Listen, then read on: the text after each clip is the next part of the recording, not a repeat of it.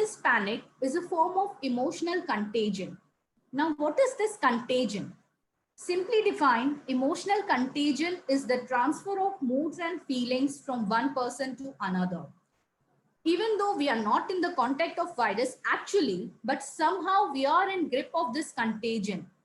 And especially with the social media exchanges, with all the news that is floating around us 24/7, we have somehow resorted to this sense or info cues about emotions based on these social media exchanges.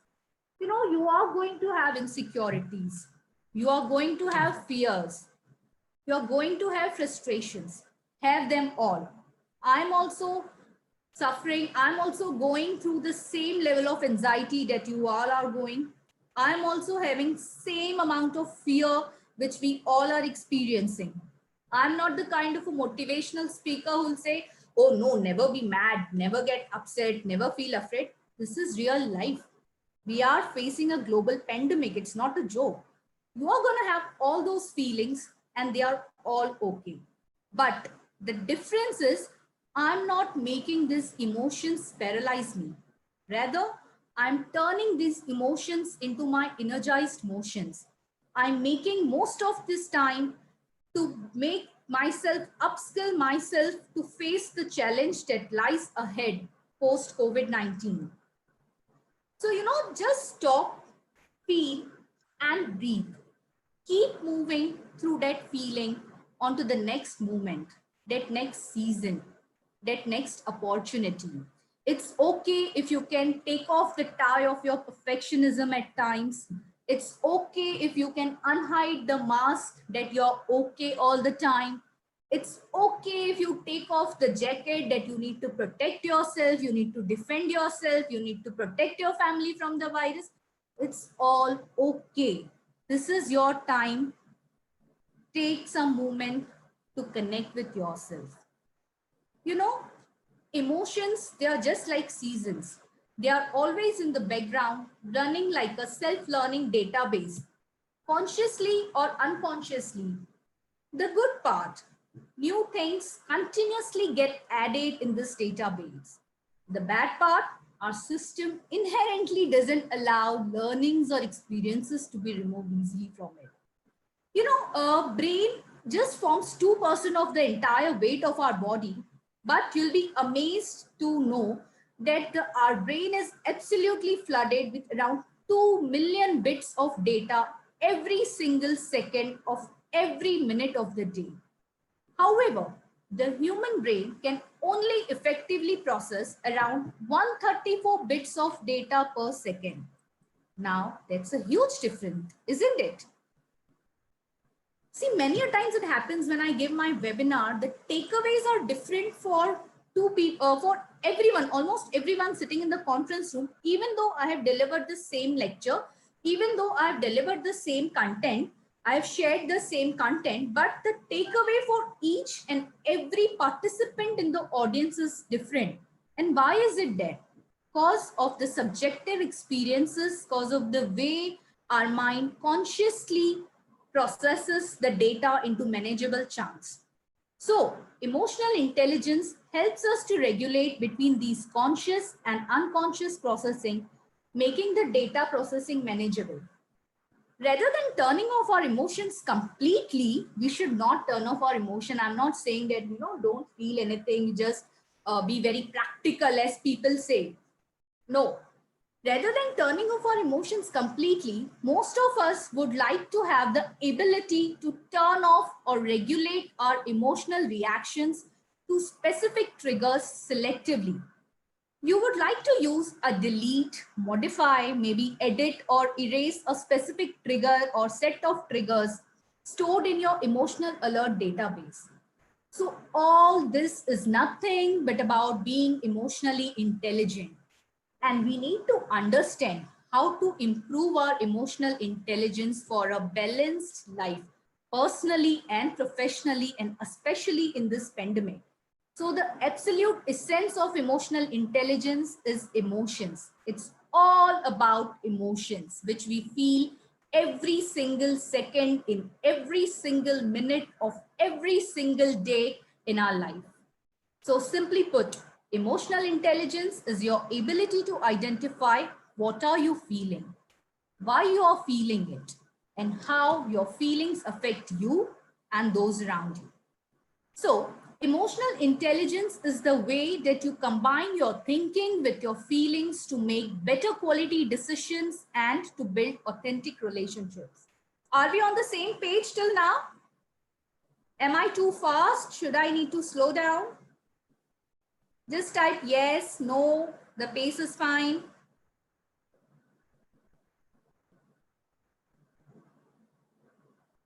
Okay, great, great. So, the five key components of emotional intelligence identified by Daniel Goleman, a psychologist and author who helped popularize this term emotional intelligence are: number one, self-awareness; two, self-regulation; third, empathy; fourth, social skills; and lastly, at the core of every quadrant, it's motivation. Now, if you can see, the first area is self-awareness, which focuses on how well you know yourself, including your values, your strengths, and weaknesses in comparison to how others perceive you. Please make a note of it. I said identifying your values, strengths, and weaknesses yourself in comparison to how others perceive your values, your strengths, and your weaknesses. You know, we have been spending our time at workplace with our colleagues. We have been spending time with our near and dear ones and family, at our home, with our friends. But just think about it. When was the last time you spent time with yourself? Just think about it. Pause for a moment and think. When was the last time you connected with your own self? Especially in these last 2 months when we have a lot of time to be at home and, think about many things, many issues that are surrounding us. Have you all heard about intimacy? We all are adults, so we know what is intimacy. What I'll do is, I will like to redefine it. Please look at your chat window.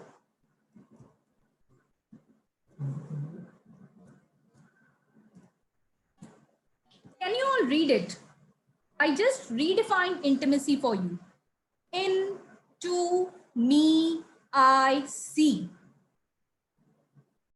Can we all agree to practice this? Into me, I see.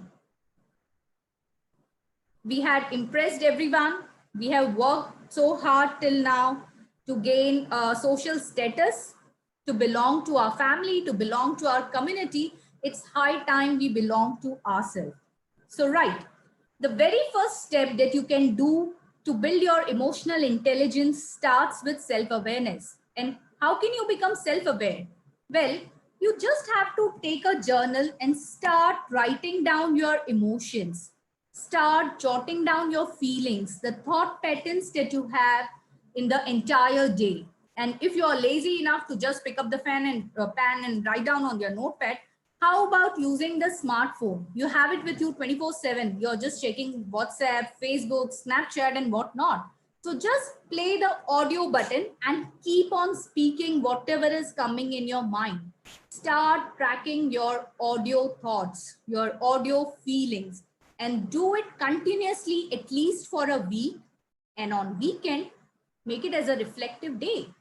Just take a notice of how much you have tracked the pattern of your emotions, the way you felt during this entire week. Was there a particular pattern? Was it congruent? What was it? Was it like a ocean? 90 to 80% of our thoughts are just noise. It's just chatter that we have the entire day. So once you keep track, once you keep journal of all these thoughts, you'll be able to identify your trigger. You'll be able to identify how you feel. So here are a few questions you can ask yourself. What are you feeling in different situations? Do you get angry when you get criticism? Do you get sad when people ignore you? Do you freeze when you're put on the spot? So these are the questions that you can ask yourself to begin with. And the next area is self-regulation. So, self-regulation is all about managing your impulses and emotions. It's like regulating your actions in productive and healthy ways. We can take calculated decisions without getting carried away. Yes, we can do it. We can control this. It's all about your willpower. Think about these things. When you're angry, how do you respond to people? What do you think about that? Think about a boardroom meeting, or when you're giving lecture in the class, or when you're even when you're at home and your child is not ready to hear what you're saying, or your spouse is not agreeing with you, or your parents are giving you some advice with which you don't agree. So how do you react in those situations? Why do you even get upset, sad, happy, and angry at the first place? Can you snap out of snap mood? Can you cheer yourself up? Can you slow yourself down when you're too excited? Friends, if not, this is the best time to work on it. Take charge of your life, because you must have control over your emotions to manage them. No matter how successful we get, no matter where we reach on the career ladder, it's very, very, very important to control your emotions if you want to sustain and be consistent in your life. Empathy. You all will agree with me that in this pandemic of COVID-19, being empathetic is very much critical. We all are good teachers. We all can be good principals. We are good parents. We are good doctors. How good as an empathizer are you? Think about it. Do you empathize with the daily wage laborers who are walking miles, thousands and miles to reach their hometown? How empathetic are you with your colleague? How empathetic are you with your spouse and partner? I would request if you can just mute everyone, because it's disturbing. मैं तुमको login दे दूं क्या sir? Login दे तुमको? Admin, if you can mute everyone. तुम मेरे को भेजेंगे, मैं वो करूंगा. मैं तुमको लॉगिन भेजता हूं, अपने फीडबैक का वो है ना. Empathy is more like taking a third person view of the situation, putting yourself in someone else's shoes. Social skills. It's all about influencing and persuading others, especially now that when we are working virtually, now when we are having remote meetings, we are with our family 24/7.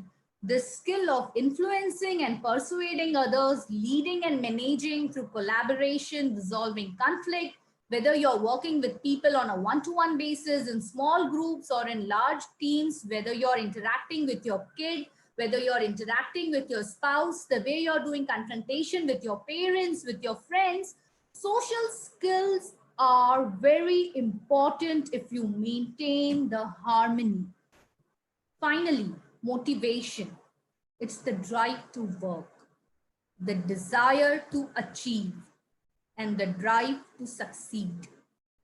It's like an optimistic approach to face any situation and enjoy what you do while working to achieve your goals. Especially now when we are at home 24/7 and we are working in the self-isolation remotely, it becomes difficult to keep motivated ourselves, even to come and make ourselves ready just for the virtual meeting. It can be tiring for some people. So emotional intelligence is nothing but your management of self, your awareness of self, along with social awareness, social management, and relationship with others. Now we know what is EI. We know what are the components of EI, but you may be having the question, how do we boost our emotional intelligence? Here are 6 steps to improve your emotional intelligence. However, please note, you may think that, these are very important and what's there to note in it. These look very, very simple. They may be extremely hard to put into practice, but imagine yourself as this man, imagine yourself, this face is yours as a woman, as a man, and be ready to take charge of your life. It will take a lot of commitment and a lot of dedication. So tip number 1, starting from this moment, say this to yourself. Repeat this in front of mirror every single morning that you wake up, every single night before you sleep, even in mid of the day when you feel that you have lost the motivation, when you get that urge to respond, to snap back at someone, say it. I am responsible for my own feelings. I am responsible for my own behavior. I always have choices about how I respond to situations, events, and to people. So next time you get into some heated argument with someone in your family or someone at your workplace, take a pause, just 5 seconds, breathe in, breathe out, and then rethink about the reaction that you want to give. Don't snap back at that very moment. Just 5 seconds, and believe you me, it will change the dynamics of your interaction with your loved ones and with your colleagues. Fourth, no one can make me upset, angry, happy, or experience any other emotion unless I choose to allow them to do so. You know, of late, ever since this week has started, our PM Narendra Modi has talked about being self-reliant. We have to make the economy self-reliant. But I would also like to say we need to be self-reliant with our feelings in a way that we don't react on the basis of others. We need to be self-reliant in the way we handle our stress. But please make a note, don't be self-reliant while handling all the pressure by yourself. It's a request. You can share your breakthroughs, you can share your breakdowns, you can share your aha moments, you can share your bad moments with your near and dear ones, with whoever you want, you are comfortable with, or just writing down whatever is coming in your mind. Just improve your resilience power. Okay, don't get stressed, don't panic. Everything will pass on, as our previous speakers have said. Let it be Professor Dr. Rena, or let it be Mr. Fernandez. Everyone has said that we have to be optimistic. We have to be optimistic about the future that is going to come. Everything will be all right. So, identifying my choices empowers me to take a fresh look at my behavior. But my dear friends, please start identifying your choices. Many a times you are not even aware about what choices do we have. It's not about being materialistic, but it's about your mental, inner mind consciousness. Last, recognizing my range of choices is an excellent way to start changing my behavior for the better. So the power is with you. You can practice and you can learn new and more effective behaviors. It's very cost effective. You will not have to get any special tools, any special machine to do this for you. You can do it all by yourself.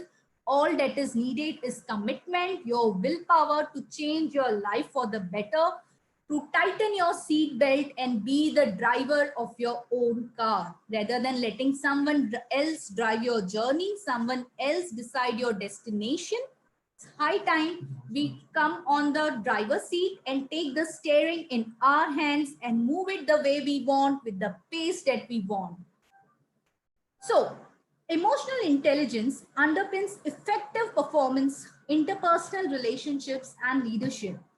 EI is fundamental to success in most areas at work and should form the basis of all soft skills training. If you want to recover from the loss of COVID-19, if you want to prepare yourself, your team, your organization, your village, your community, your country, your society, EI must form the foundation, the cornerstone of every training that you undergo.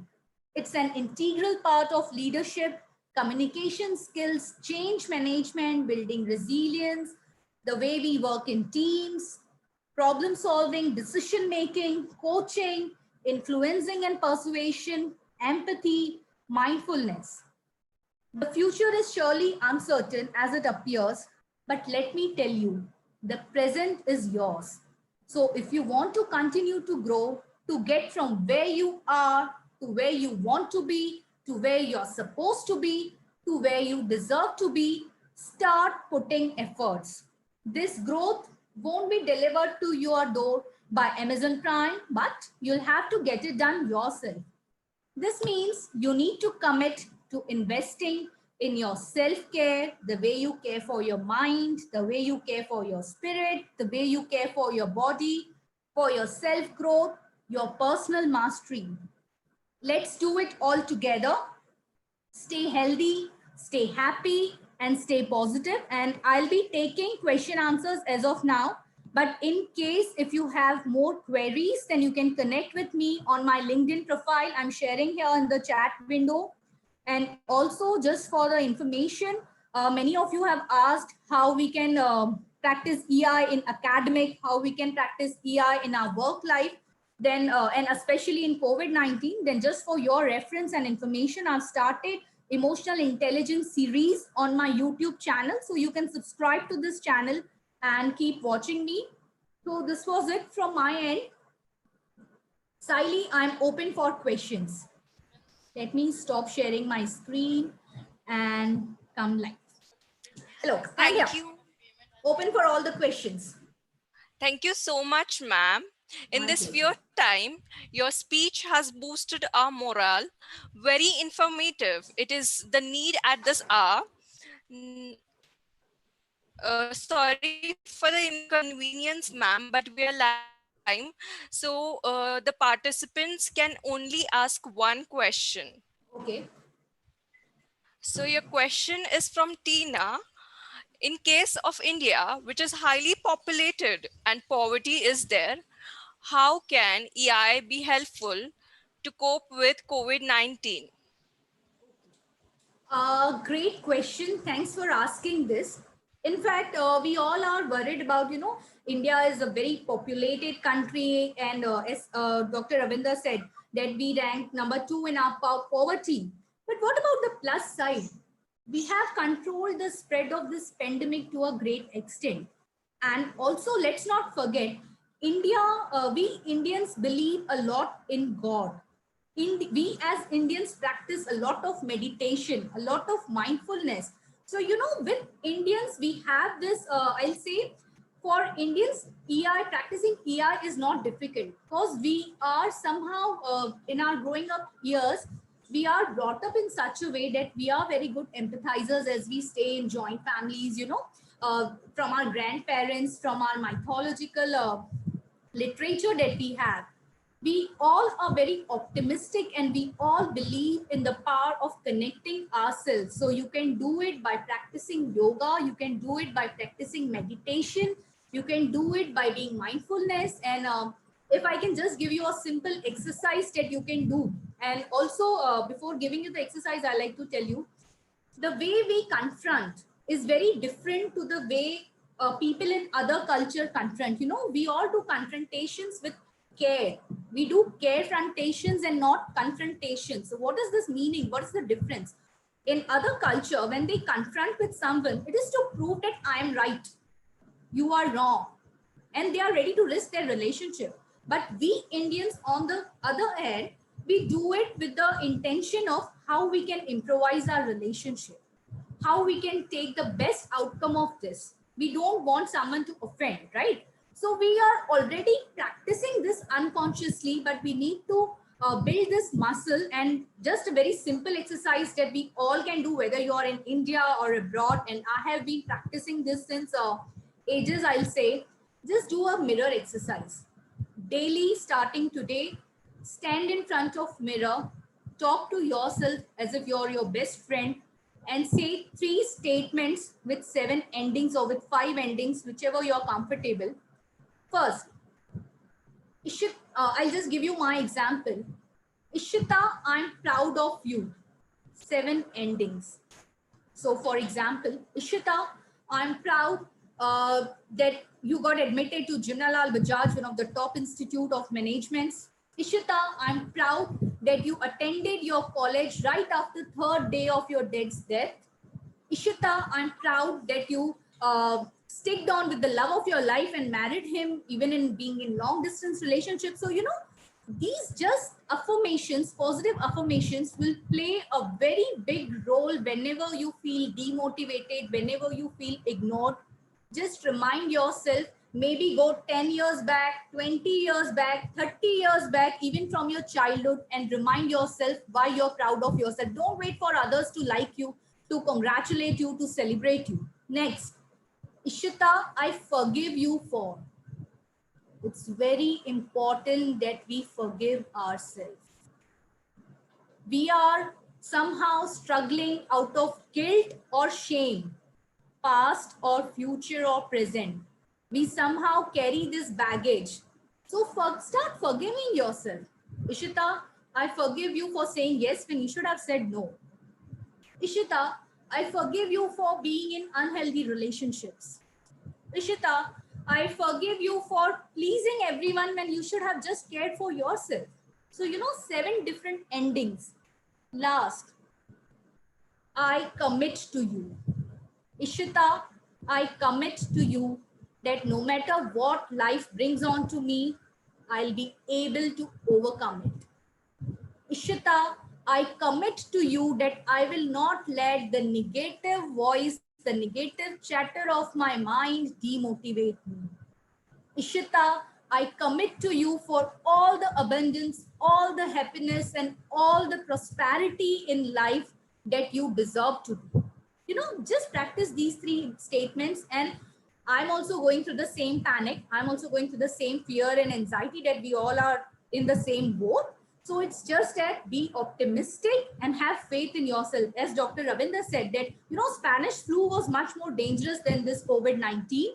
So we all have hope. We all have to be optimistic and prepare ourselves for the challenge that lies ahead for us. So just upskill yourself and be confident. We all can do it. Thank you. Stay positive, stay happy. Now I request, thank you so much, ma'am, for your enlightened words. Now I request Dr. Usha Iswaran. Are you available? Dr. Usha Iswaran. Sorry for the inconvenience, but for because of technical issues, Dr. Usha Iswaran is not available. I would like to hand on to Miss Aradhna Kulkarni, ma'am. She is a corporate social responsibility, social accountability, grant management trainer, and consultant. Her topic is impact of COVID-19 on emerging markets. Hello, everyone. Am I audible? Yes, ma'am. Okay, I'll go ahead. Um, is my video clear to all of you? Yes, ma'am, it is clear. Okay. So we are going to talk about impact of COVID-19 on emerging markets, and I'm looking at the opportunities side. I'm not going to discuss any of the issues, but being a businesswoman and then into social sector and a person with a very positive mindset, let's look at the positive impact of COVID-19. We talked about businesses, people, planet, and profit. All the businesses should evolve around these 3 pillar elements: people, planet, and profit. We started our journey very well, taking into consideration all the 3 elements, and gradually we forgot planet. It was given less importance. So the nature provided us an opportunity to rectify our behaviors and our philosophy towards businesses and markets. I am a professional in corporate social responsibility, so I'll always think about the positive impacts of this pandemic. After COVID-19, customer is going to be the king in the emerging market scenario. And responsible businesses with equally responsible supply chains would be sustainable after COVID-19. During this lockdown, our needs are very limited. We are living with food and internet. That is the reason we have gathered here to discuss about the impacts of COVID-19 on Zoom. We are privileged to have food and internet connection or mobile data connection available with us. However, lakhs of our brothers and sisters are not fortunate enough to fulfill the basic needs like food and drinkable water. What went wrong? Tons of food gets wasted in the houses, hotels, company canteens, and hundreds of people in the vicinity of 10 kilometers sleep empty stomach. What went wrong? When in businesses, profit gets the topmost priority and people are given less importance, we lose the sustainability of the ecosystem. That is the reason in the beginning I said that people, planet, and profit are the three pillars of any businesses, any organization. Now, after COVID-19, our lives are going to change. We will witness a huge rise in online businesses, digital education, tremendous opportunities for small and medium scale entrepreneurs, rise in the businesses related to healthcare systems, exports, ammunition, businesses in agriculture ecosystem, work from home professionals will be on high demand.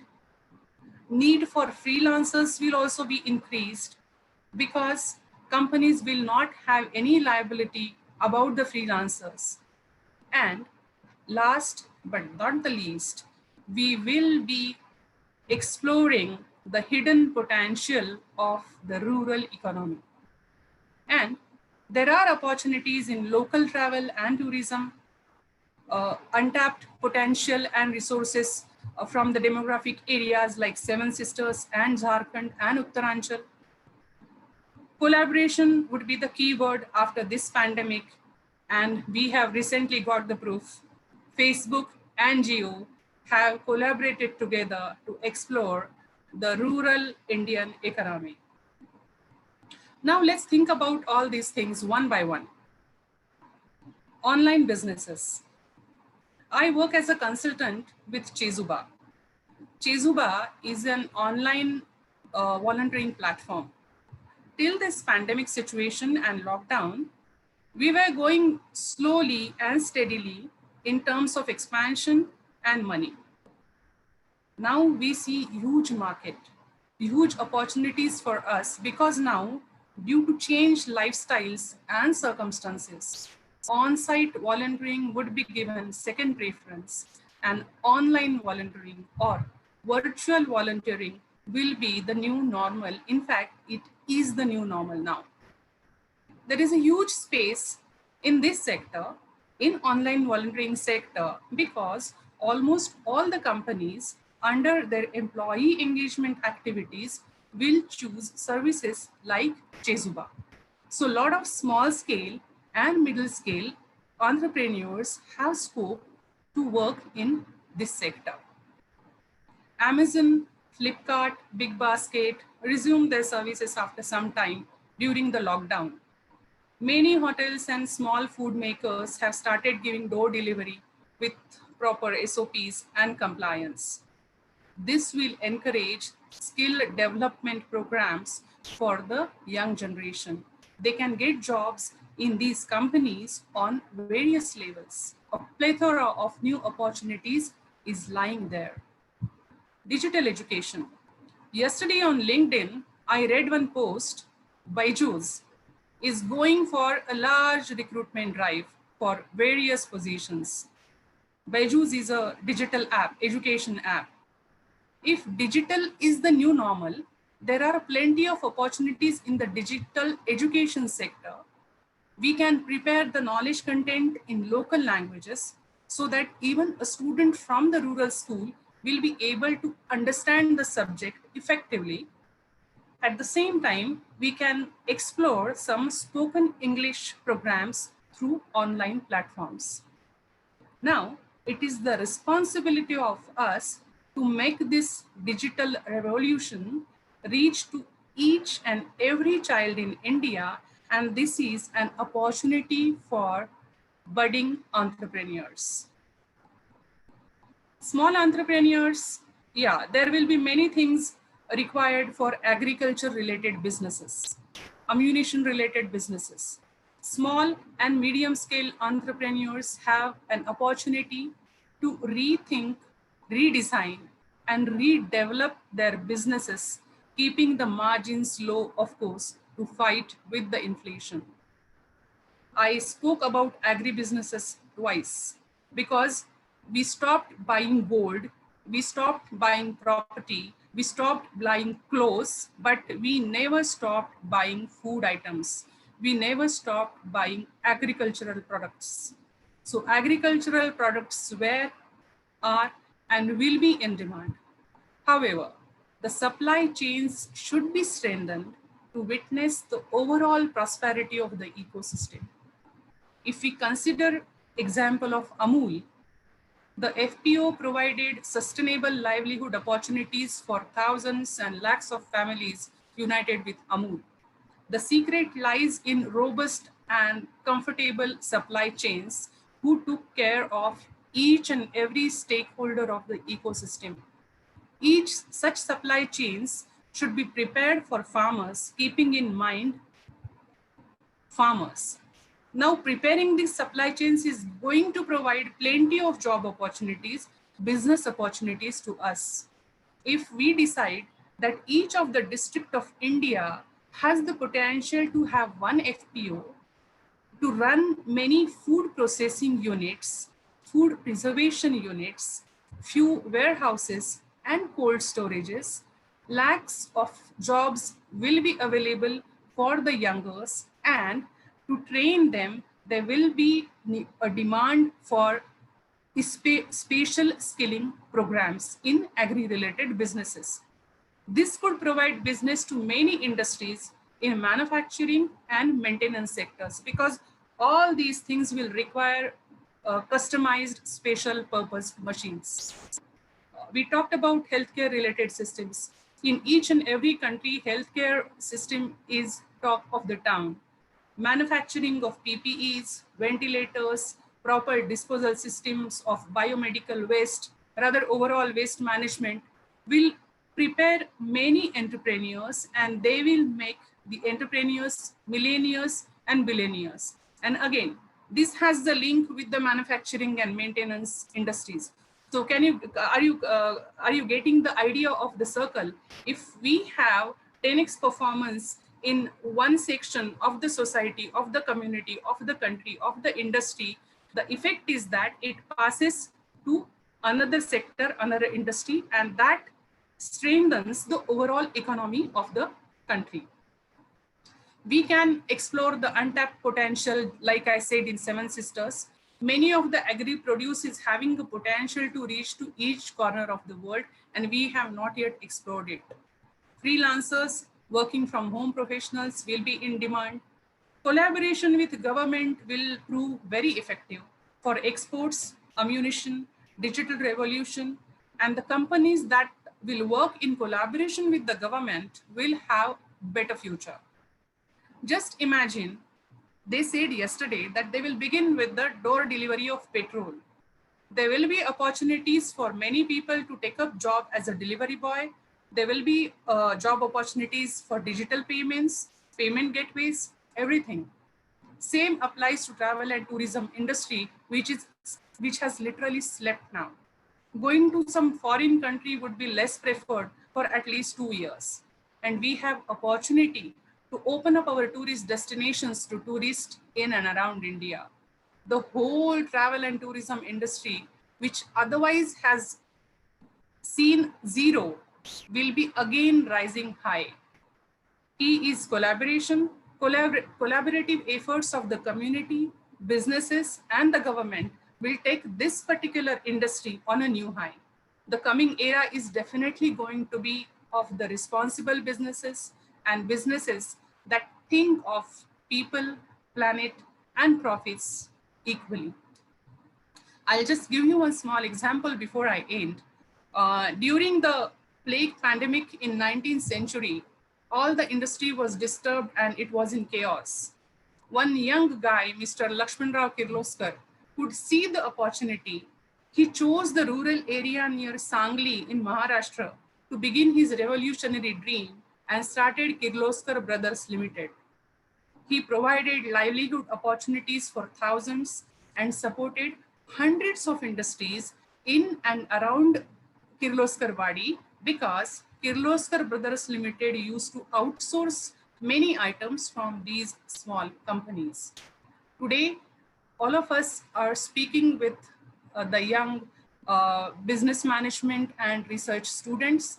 So I expect that even if I'm successful to convey my message about the relation between businesses and people, planet, and profit, I feel that all these budding businessmen will be having a very responsible behavior and will set up very responsible businesses and will make the ecosystem very stable, and so that we can redream the sustainable development agenda 2030 dream. I would like to thank IBMR and the Life Skill Foundation and all of you. Thank you so much. You have invited me. I could listen to a very intelligent speakers like Dr. Reena, and there was a lot to learn for me also. Thank you so much. And if there are any questions, please email me the questions. I will answer each and every question because I think we are running late by half an hour. So please post questions on my email. I'll answer each and every question. Thank you so much.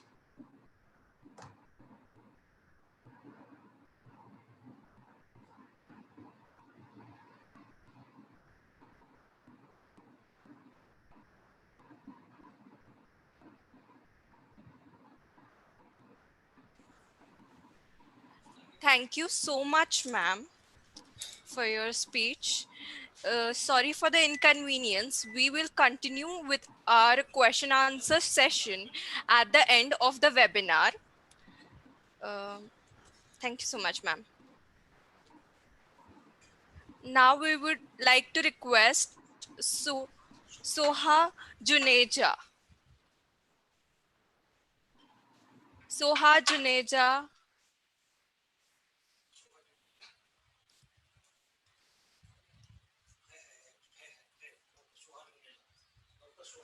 Dr. Soha Juneja.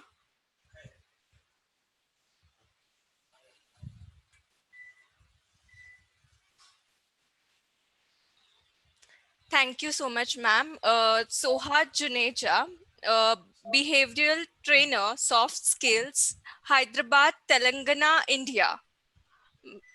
Topic, role of education post COVID-19. Ma'am, you can now further go with your topic. Thank you so much. Hello, everyone. Thank you so much, Saili. You've been a good and a beautiful host. Thank you so much, ma'am. I'd like to thank, with all my gratitude, to Dr. Aftab, and the part of whatever you people are doing is really amazing. And I would like to thank my gratitude to everybody here. Also from IBMR, I would love to thank the entire team of IBMR for arranging such programs and webinars. Today, I'm going to talk about something which is very profound. Of course, I'm not going to show any presentation here, but then I am going to start with a very small story, which I'd always like to take up. A story of some turkeys. Now, everybody knows that turkeys are, birds. So there was a training arranged for the turkeys, and these turkeys were giving trainings on how to fly against the air along with the plane, aerodynamically right from the top. and they were completely trained for 2 days to fly. After 2 days, the turkeys started going back home by walk. Now, the lesson of the story, I mean, why am I connecting this story to the entire session is because I feel that our education system has been like that. There is a lot which is taught, but end of the day, what we focus upon is only the marks and the grades. So there has never been any importance on a talent when it comes to India. Though we talk about it a lot, though the parenting had completely changed today, but we still talk about it. Post-COVID, what would change, which did not change pre-COVID? I'd like to talk to you people and tell you that, post-COVID, the education system would change. Because now we started actually taking up the sessions online. Like you, for example, the people who are sitting here, all the doctors and the people who are profound, who are sitting here in the team and listening to each other. Today we are, focusing on webinars. Few years back, we had no webinar sessions like this coming across each other at all. We had no video calling at all. It was only either a phone call or a normal classroom session. But today we are focusing upon an online and a webinar. So I'd like to actually start with something which I've written in the papers without the presentation. So I will start with my first page.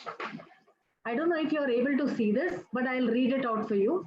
It says, time to be selfish, add value to your own self first. What do you mean by that? Why am I talking about start with your own self first? Because today, we are in an era where we want to learn and grow. Age is no bar and no limit at all. We are just growing because we probably want to focus on ourselves and our well-being. Now, we as a parent put the pressure on a child's shoulder, which is not meant to bear the burden at all of their parents' choices. But what are we doing? Are we not putting our burden on the children, on our choices? Are we not forcing them to take up the courses which we are wanting, ourselves to do sometimes in our life past? I really do not know. I mean, if I have to talk about our generation, when we were young, we were called as Generation Y. Generation Y meaning we used to ask a lot of questions to our parents. For example, our parents would say, get up in the morning, it is very good for your health. And we would ask why. They would ask us to eat in time and we would ask them why. They would ask us to sleep in time and we would ask them why. They would ask us to get good marks and we would ask them why. They would ask us to get educated and we would ask them why. They would ask us to probably go in the playground, play a game and come back home and we would ask them why. But today's generation is called as I generation. 1,000 times multiplied luckier generation. But they are called Generation I. For example, if you tell your child today that you have to get up early in the morning, the answer from the child would be, I know. You ask them to eat in time, the answer still would be, I know. You ask them to sleep in time, the answer would be, I know. You tell them to study well, the answer would be, I know. You tell them that the world is not very, you can say that the world is very annoying outside sometimes, and they turn back to you and they say yes. You turn back to them and you say that the world is very beautiful and they say, I know. For every example, for everything, they have an idea and they will reply back saying, I know. Their generation just is a fingertip away. Post-COVID-19, pre-COVID-19, they are a lot of upper higher education system which had already started online. But are we really focusing upon the upper education system at all? Are we focusing upon the online education system at all? According to my knowledge, I had actually found out that 4 to 5% of people in India or students in India take up online courses which are incompleted. They do not complete the course in time just because they feel that is online and it can be probably taken and given a lot of time. They are sitting at home, they can just while away time. So they incomplete their online courses. Are we not focusing upon it? Why are we only talking about the post-COVID sessions? Why not pre-COVID sessions? What had happened to the education system pre-COVID sessions? We are talking about an education system which is 2,000-year-old. Today, the education system has to change post-COVID. I feel that it should have changed long back. Why is that we're not giving too much of importance to online trainings? Why is that we are not giving importance to online coaching? We have, sites like we have Udemy training students or anybody who wants to take up their courses as less as 600 to 700 rupees. We have something called Coursera, which probably gives you a course online. We have a course on No School, which actually shows you the videos of the participants and the trainers, and also the coaches, which are charging just $1, that is 70 rupees. Are we really not interested in such, online courses? And we are talking about the post-COVID, education system.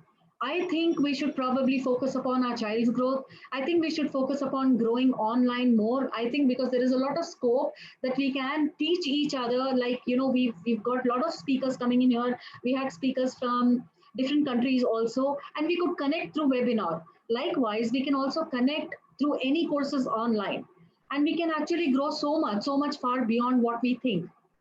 I also have another paper for you people, that is education has glorifying only with marks and percentages and grades. I remember my mother coming to me and telling me, Soha, it's very important for you in your 10th. And I was surprised that why is my mother telling that I've got to get good marks in my 10th? I was a little shocked. I asked her, why is that you're expecting me to get good grades in my 10th? She said, this is, your SSC, and this is your state syllabus. So you're writing an exam, which is actually a state syllabus. And you have to go through this exam really well, because this is going to be your pillar. This is going to be the turning point of your life. I agreed to her and I studied really hard and got great marks. Likewise, it happened in my 12th, and it continued in my degree and all the other education system I'd actually taken up. But I have to tell you this, that whatever I have learned had taught me nothing but to be a social animal. The only thing I could learn to just stand up properly, to sit properly, to talk to people, to be happy with others, to greet each other, to feel, happy and narrated about everything which is around me. But what actually taught me life is my experiences of my life. I learned my experiences over a cup of a coffee with my colleagues, maybe over some bhajiyas on the tea with my friends, maybe in coffee cafe days where I was actually whiling away time with some people around I know. And that taught me the real experience of my life. Today, if we talk about the generation, the generation is not at all healthy. We are not at all talking about how should they be more happy, how should they be healthy, how should they actually leave away everything and all the worries. If you see, I actually am going through a lot of news happening around. I get a lot of WhatsApp messages, I get a lot of messages on my phone, I get it on the TV channels, on the news channels, and I see that they are, a lot of news which are scaring us rather than actually supporting us and telling us that it is okay. This pandemic will also move. Like it had happened in 1820, it had happened in 1920, and now it is 2020. This will also move, this will also pass by. You just have to be worried about is how you will grow yourself. Everybody are sitting at home and saying that there is nothing else to do and they're getting worried. But I have to tell you something very seriously, that you don't have to get worried, because there is a learning by sitting at home too. Your children, your neighbors, your maids, your servants, your relatives, the people around you, the animals around you, the living things around you teach you so much out of life, so much out of life. And I very strongly believe that we can focus around us and we can feel happy that we are still alive. Post-COVID, education system, I'm sure, is going to improvise. I'm sure we are going to focus upon the system. I'm sure we are going to give our children the growth which is needed by them. I'm sure we are going to make their dreams come true rather than making our dreams come true. I'm sure that our children would be 100% success with the people like us around. And I have to tell you that though the education system has been really glorified past so many years by the marks and all, but today we are certainly focusing upon the other parts, that the children have to be more happier and merrier. So I would end my session here by just saying thank you to all of you, with all my gratitude to the entire team. And to get in touch with me and to connect with me, I will leave my number in the comment box. And I also have a YouTube channel. You can connect me on my YouTube channel, that is Soha Juneja at youtube.com. And I'm also on Instagram with the same name and number, that is Soha Juneja. So I will just pass on my message and you can continue chatting with me and talking to me on LinkedIn. Otherwise, we also have the team of IBMR, which can connect you all to me. I'm sure IBMR will be able to help you connecting into me. And thank you so much, IBMR team, for being amazing hosts. And thank you once again with all my gratitude. Thanks everybody for listening to me for so long. Thank you. Thank you so much, ma'am, for your encouraging speech. Pleasure. Now we call upon Dr. Keshav Mandal, publisher, research author, publisher, columnist, Kolkata, West Bengal. Topic: social, economic, and political impact on COVID-19 on India. Ma'am, can you be on screen?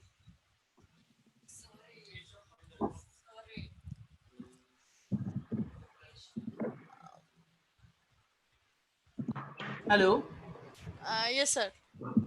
am I? Yes, sir, you're audible. Okay.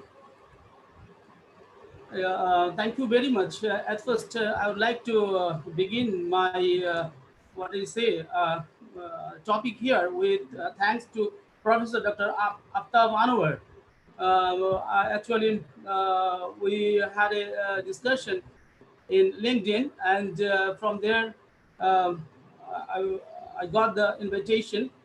However, I'm thankful to him when he proposed me that we are going to hold a webinar. And I said that yes, sir, I would like to participate there. And he said that you can participate as a speaker. It was a great opportunity for me, and I immediately, what I say, took that opportunity.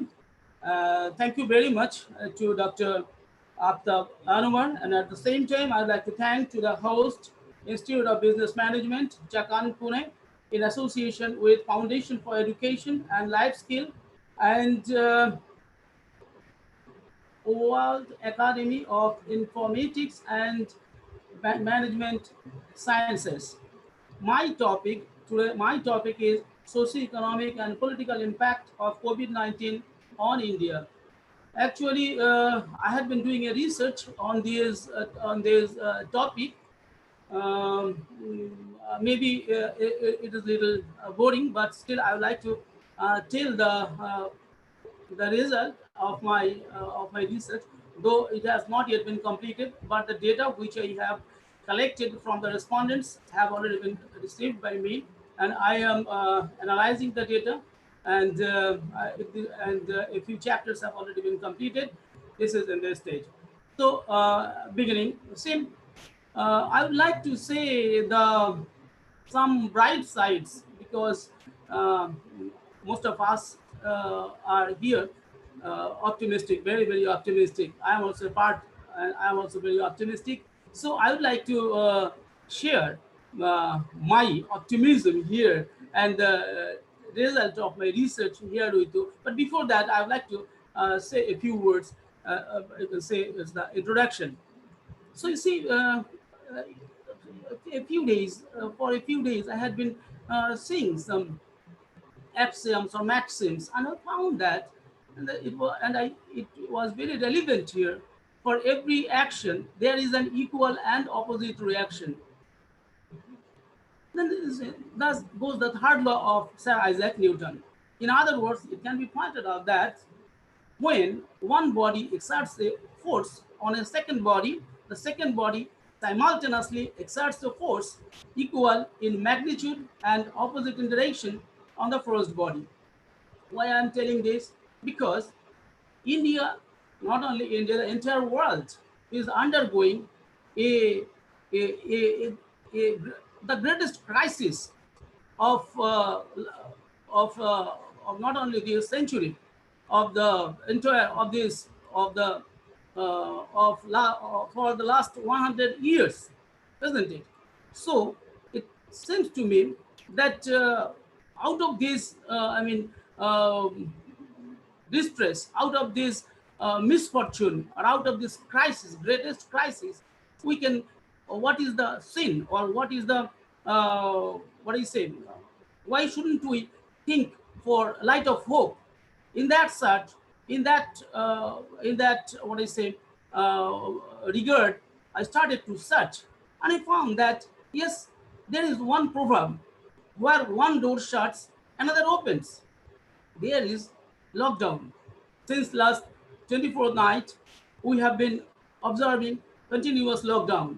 And during this lockdown period, what there are many disadvantages, there are many problems, there are many disasters, there are many what I say ill effects of COVID-19. But out of these also, we can find some lights. See, this is such a tremendous, I mean, virus that has affected whom? That has affected almost all the people in the world. Though Sir Clarence sir said that a few countries in Africa, and Uganda is one of them, is out of any out of there is no any what is the case of COVID-19, and there is no death also. However,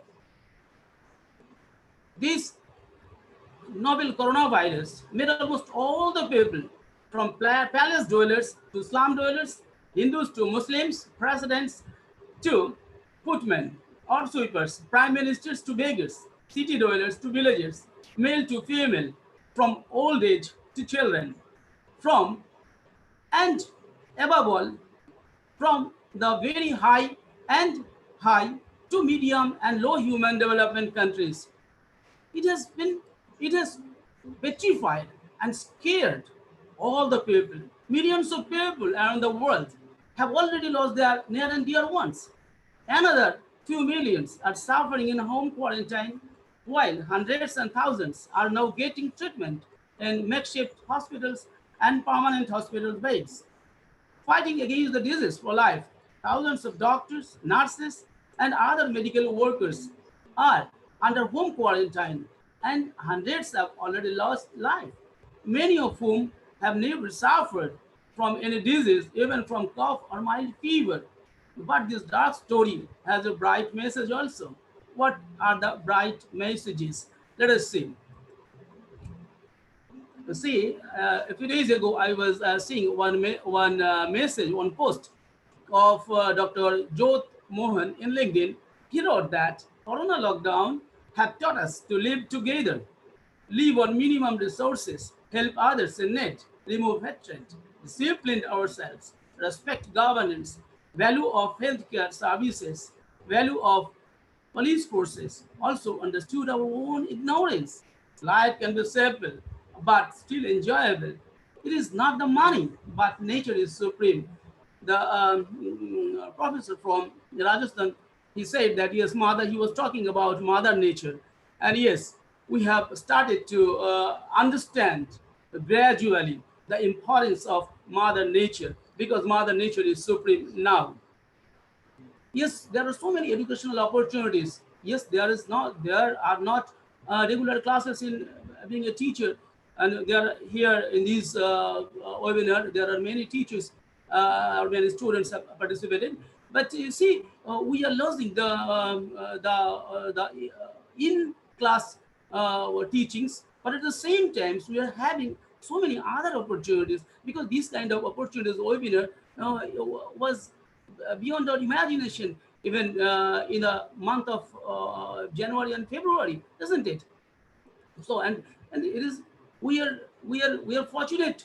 We are fortunate, or rather, this COVID-19 has brought in front of us the opportunity that by without spending even a single rupee, we are attending national international seminars, we are attending training programs, symposiums, and lectures by prominent scholars of different fields, isn't it? This is not this a great opportunity? I think this is a great opportunity that has come in front of us. We are not what is it, placing our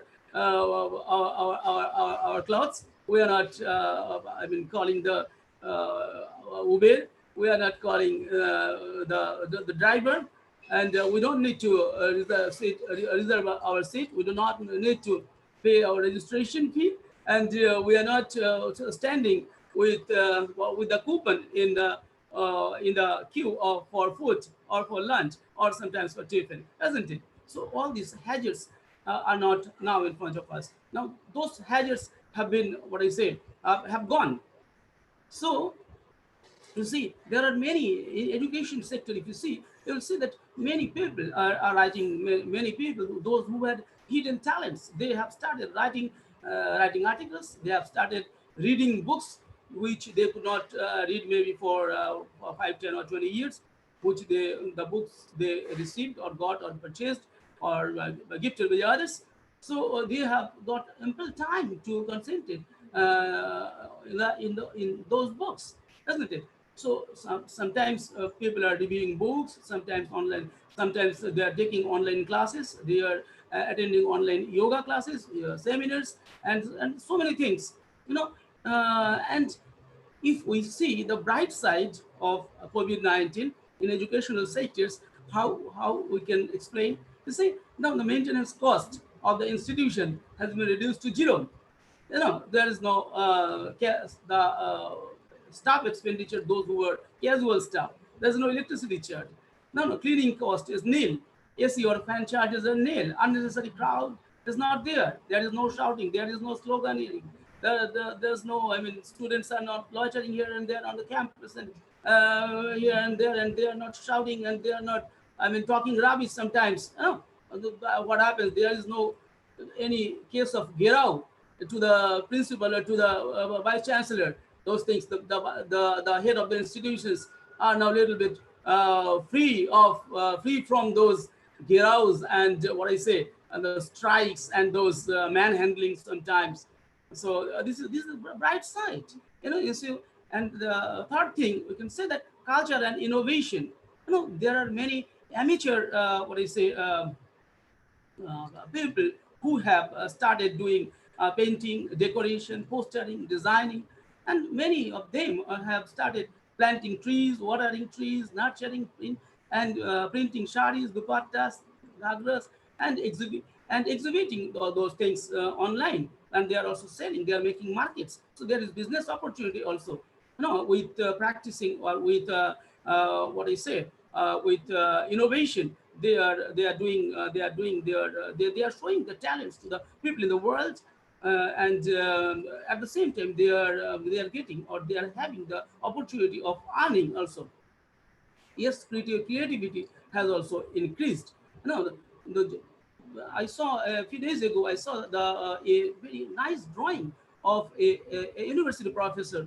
He was actually a very busy man, and but he has started drawing pictures with his son, and many of them have started planting trees on tubs, making kitchen gardens, planting saplings, making flower gardens, and there's so many things they are doing. That's creativity has been increased. And see, the glass ceiling is over. No, so far only the women, our I mean, women were taking charge, used to take charge of the kitchen. Nowadays, uh, due to a closure of almost all the factories, all the offices, institutions, the male citizens or the male members of the families are at home now. So they are now started helping their wives. Now they are cleaning. Now they are washing dishes. They are now what do you say, cleaning their fans. They are now cleaning ovens, and they are cleaning chimneys and so many things, and cleaning the bookshelves. In this way, so many people are, I mean, men members or the earning members of the society have started taking the role of opposite sex. All right. And then we can say that yes, one benefit is that no, before COVID-19, what is it? Communal unrest was going on in 5 parts of India, particularly in Delhi and Calcutta. And but that what do you say, rift or that unrest has been has gone or has been evaporated from the soil of India. Now, religious unity has been strengthened between all communities, particularly the Hindus and the Muslims. I have seen that, and a few days ago there was a news in the Telegraph that that some people from communities are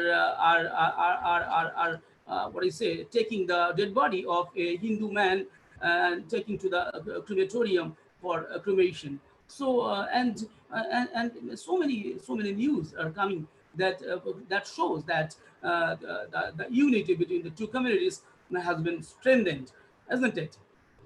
I see that one very what do you say good effect of pollution of COVID-19 or coronavirus. Good effect is that we have got respite from media pollution and sound pollution, isn't it? Now, in media, you will find that what we used to see normally in Calcutta, that with the when it was evening, media houses used to call the what do you say very people who were who used to deliver lectures, who used to take part in hot debates, and sometimes it was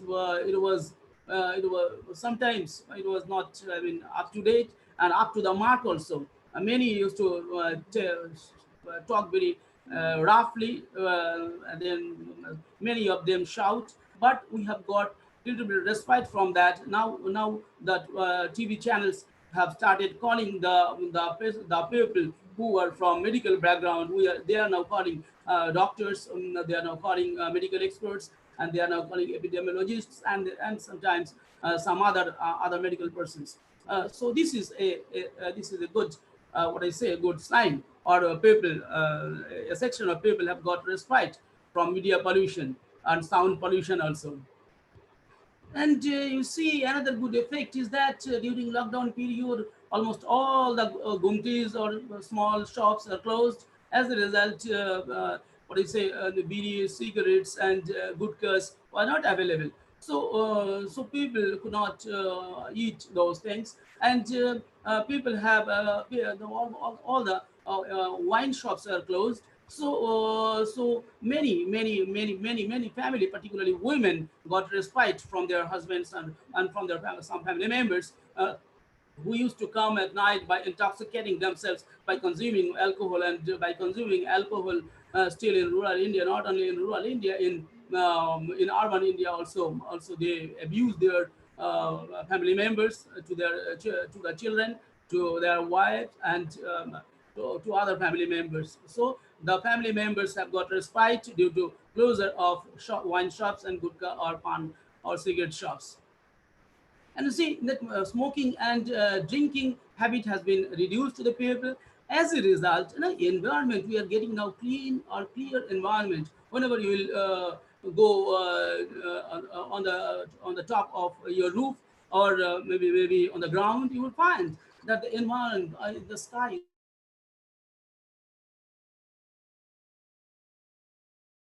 clear, the pollution has been reduced. This pollution has been controlled. In Delhi, particularly in Delhi, Calcutta, and some other metro cities, mega cities in India, which were much affected by pollution. That I mean, that pollution has been reduced.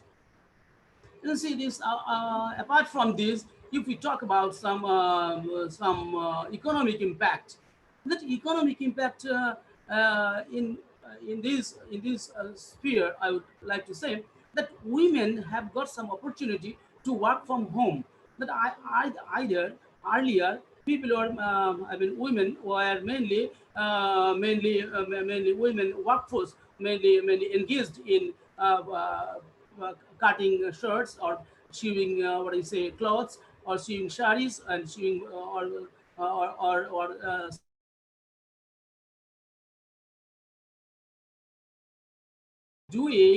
they have started doing business from home. They are sharing the work of their husbands. They are sending emails, they are checking emails, they are writing what I say some notes, and they are sending circulars in favor of their husbands to the employees. In this way, so many women have started sharing the work of their husbands. And many I mean people in rural as well as semi-urban areas, and even in urban areas also, have started making some these what do you say these masks, some gloves, and some other what is safety equipments. No, so this is very great opportunity. for women who are aspiring or who are wanting to earn some money by sitting at home. So new opportunities has come in front of them. There are many of them are teaching spoken English. Many of them are giving yoga training. Many of them are giving some other some lectures, and many of them are giving what is say increasing consciousness of the on various social and legal issues to other women and other people. So these are the direct benefits people are getting. Both those are giving, those are receiving. Both ends are having benefits. This as a result of COVID-19, the direct cash transfer is going on to the people. This is a great thing. I would like to say here that it was reported that in April 2020, more than 20 crore accounts had received the transfer of Pradhan Mantri Jan Dhan Yojana under the Pradhan Mantri Garib Kalyan package announced by the government last month. Rupees 9,930 crore was disbursed, and 19.86 crore women Jan Dhan account holders as on April 13, 2020. The poor received money under various schemes. I'm not going in details. I would like to say that, but some negative impact also there. So about negative impact, some of my earlier speakers have dwelt in length. They have spoken in details. But yes, in education sector, in what is say aviation sector, or you can say this airline sector, service sector, construction sector are really uh, affected. I mean, greatly affected. And then in the beginning of April, one report says that in the beginning of article, the Kuwait Rating and Research Limited estimated that the lockdown will cost the Indian economy almost US dollar 4.64 billion, over 35,000 crore every day. Can you imagine? Every day rupees 35,000 crore. So now you just count rupees 35 crore into 40 days, more than 40 days now. So how much rupee we have lost. So these are the things. Motor transport section also, transport section is also greatly affected. Okay, so in this way, there are so many. I mean, sectors. Almost all the sectors are suffering a huge loss. No, today I know that yesterday also one Devin Banerjee, FCA, he wrote in the LinkedIn about India. As Indian Prime Minister Modi announced rupees 20 lakh crore package to mitigate the economic fallout of the coronavirus lockdown. This stimulus, equivalent to about 10%, you all are aware of it, that about 10% of India's GDP will benefit. To whom it will benefit? It will benefit to the laborers, farmers, and small businesses. And say that linking at relief for middle class companies also. The middle class companies, I mean, middle class people will also get benefit from this. In this way, almost all the people will get benefit from the package declared by government of India, particularly the Prime Minister, Honorable Prime Minister of India. And mostly India's 81% people who are working in unorganized sector will be affected. I am saying, I told these dream pictures. Now I would like to go to my field of research. All right, let me discuss. This research I did normally with the, because now I cannot go. I mean, empirical study I could not do by going to the respondents by selecting their way. But I used my Facebook and LinkedIn platform, and I prepared a Google form. And along with me, another professor, Professor Dr. Mo Mukherjee is with me. Both of us are doing this research. So total we got 268 respondents. It is very few in number. Still, what I would say, it is, though it is very few in number, but still we can get a, what I say, get a trend of India, in which way India is going, isn't it? So I'd like to share with you about the about the result of my study. Before going to tell you the result of the study, I would like to first tell you the what do you say number of respondents. Total 268 respondents. I told you. Out of that, male 227, that is 84.7% are male, while 40 male respondents were female. That comprises 14.92%, and well, there was one transgender. And Excuse me, sir. yes, We have shortage of time. Can you short the conversation a yes, bit? right, ma'am. Right, yes, yes. I'm just going to my concluding part, and in the last part, we were searching for some suggestions from the respondents, and I would like to share the suggestions and what we received. About 66.41% people said that people must join with the government's policies and programs, and the government's what the government says. People say that we 66.41% people are view eye to eye with the government. They say that yes, what the government is doing is well and good. And it say that at this moment more seats of MBBS and MD seats and nurses or technician seats should be increased. There was one question, and in that question 41.4% people respondents said yes, we should need to increase more MBBS or MD or nursing and technician seats. All right. I'd say that more medical equipment, medical there is PPEs, there are shortage of PPEs, and 52.98% respondents say that yes, more medical equipments should be prepared by SHG women and the students of technological college and universities, and the Swachh Bharat mission of the Prime Minister of India should be followed strictly everywhere. 85.7% people, and most of the respondents said that yeah, Swachh Bharat mission should be implemented very strictly. And online teaching, which is going on, 56.71% respondent, what is it, cheered that. And same skill development, skill development should be needed at this moment for increasing our income. And in that regard, 71.64% respondents said that skill education should be introduced in every educational institution to meet the needs of local people as well as industry. And another 42.50% people said that discipline education, moral education, and patriotism must also be must also be taught in all educational institutions. And lastly, agricultural production should be continued with more innovative methods and improved technology, and export quality goods, clothes, and medicines. Technology should be prioritized. 57.97% people say, and MSME sector should be given much more importance. And the government of India also declared that it has allocated 3 lakh rupees for MSME sector. And a very interesting result came from out this research.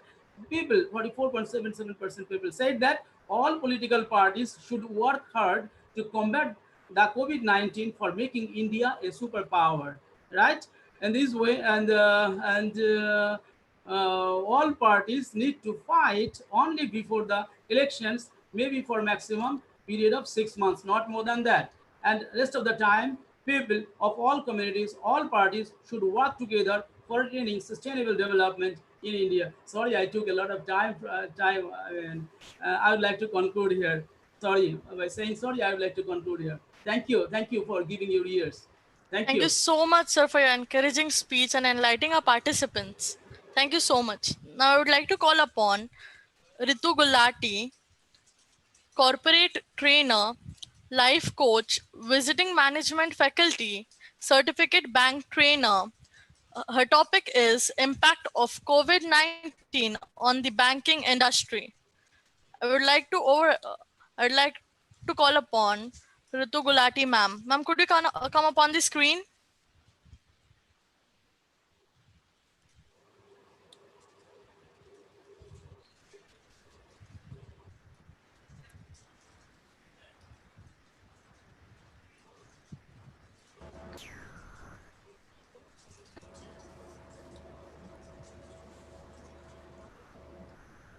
Yes, Uh, ma'am. Hi, Sally. There was a internet error, so sorry. Okay, okay, no sure. Am I audible and visible? Yes, yes, ma'am. You're audible and you're visible too. And can I share my screen also? Yes, yes, ma'am. Sure, you can. 1 minute.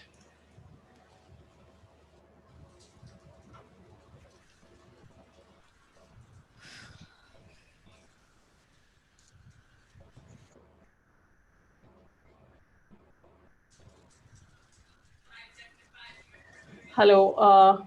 Namaste to all of you. I'm feeling so motivated to be a part of this international webinar. And thanks a lot to Professor Dr. Aftab and the entire creative team. I know they have worked really hard. You know, I have got mails, I've received mails at around 3 in the night. Other speakers will agree with me completely, I'm sure. And a lot of thanks to all the speakers because it has given me a lot of knowledgeable insights, what to do, what not to do, how to deal with the scenario during COVID-19. And above all, my salute and my warm regards to all the participants around 200 odd participants I can see right now on the screen, who are dealing so bravely and so strongly with their family members, along their family members during these stressful times. So big thanks to all of you. Now, I am Ritu Gulati. I will just introduce myself. Thanks to Sayali because when she introduced, my internet connection was not working. So I'm a banking and behavioral trainer. And after the presentation will be over, I'll be sharing my LinkedIn address with you. So you can go and see all the details there. And I'm the founder of Advika Training Solutions.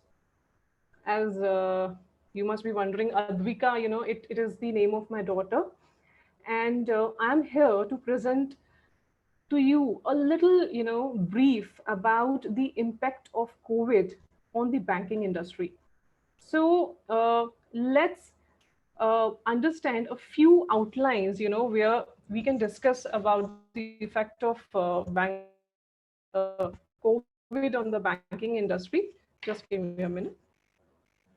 Just 1 minute.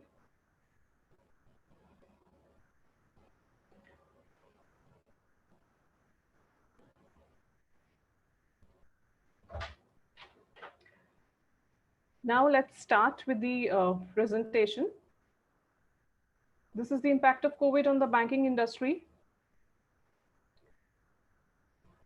In a matter of few days, in few weeks, few months, the world of banking has experienced a level of disruption that has changed everything. That was a norm in financial services. There has not only been a major change in the way financial institutions conduct the business, but in the way employees do their work and the way consumers manage their finances. You all must agree. And one more thing is that the participants, if you feel that we are going in the right direction, please give me a thumbs up. I can see that all of you can give a thumbs up on this screen, and you can also write down in the chat box, so I can see and I can revert to you whenever I will it is necessary. Right? So yeah. So can all of you write on the in the chat box, and can you please 1 minute. Oh, there's some problem. 1 minute. Yeah. So somebody is Sayali. Sayali, are you there? Yeah. Somebody is sending me a request to join the webinar. Please see to it. Thank you. So as what I was saying is that there is a huge shift in the way the banks are working, in the way the employees are working. As you must be aware that due to the shutdown, the employees who are working in the bank, the branches have been shut down, and we all must applaud all the bankers who are working day in and out during these COVID times. Do you all agree? Whenever you want to go to a bank to deposit cash or withdraw money, the bankers are always there. It is in their internal system. They have done is that there are in shifts they must be working, but for us they are available 24/7. So apart from the nurses, the hospitals, the policemen, bankers are one major part of the country, of the world, who are working day in and out. Let's salute them. Give me a thumbs up if you all agree with me. Do you all agree? Thank you. Now, let's see how the banks work. When we see systematic stabilizers, banks always work as a systematic stabilizer for the country. Why? Because their stability is crucial to keep the system up and running. Banks around the globe have to play a very critical role in this as a systematic stabilizer for their customers like us, their employees, the bankers, and for their economies at large. So Indian economy, all the world economy is at large, supported by the banking system. Without the payments, without the mortgages, without the lendings, without the withdrawals, the world cannot run, right? So now we will see whether the financial institutions will remain committed to the new banking models post-COVID. So if anybody can, tell me what are these models which we are talking about here? Can anybody tell me in the chat box? Yeah, you can write if you want. Can't see the chat box.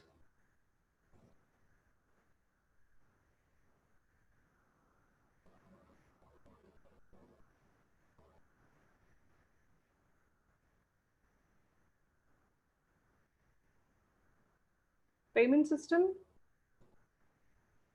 Okay, so let's talk about the models. These are the marketing, the innovation, and the digital banking.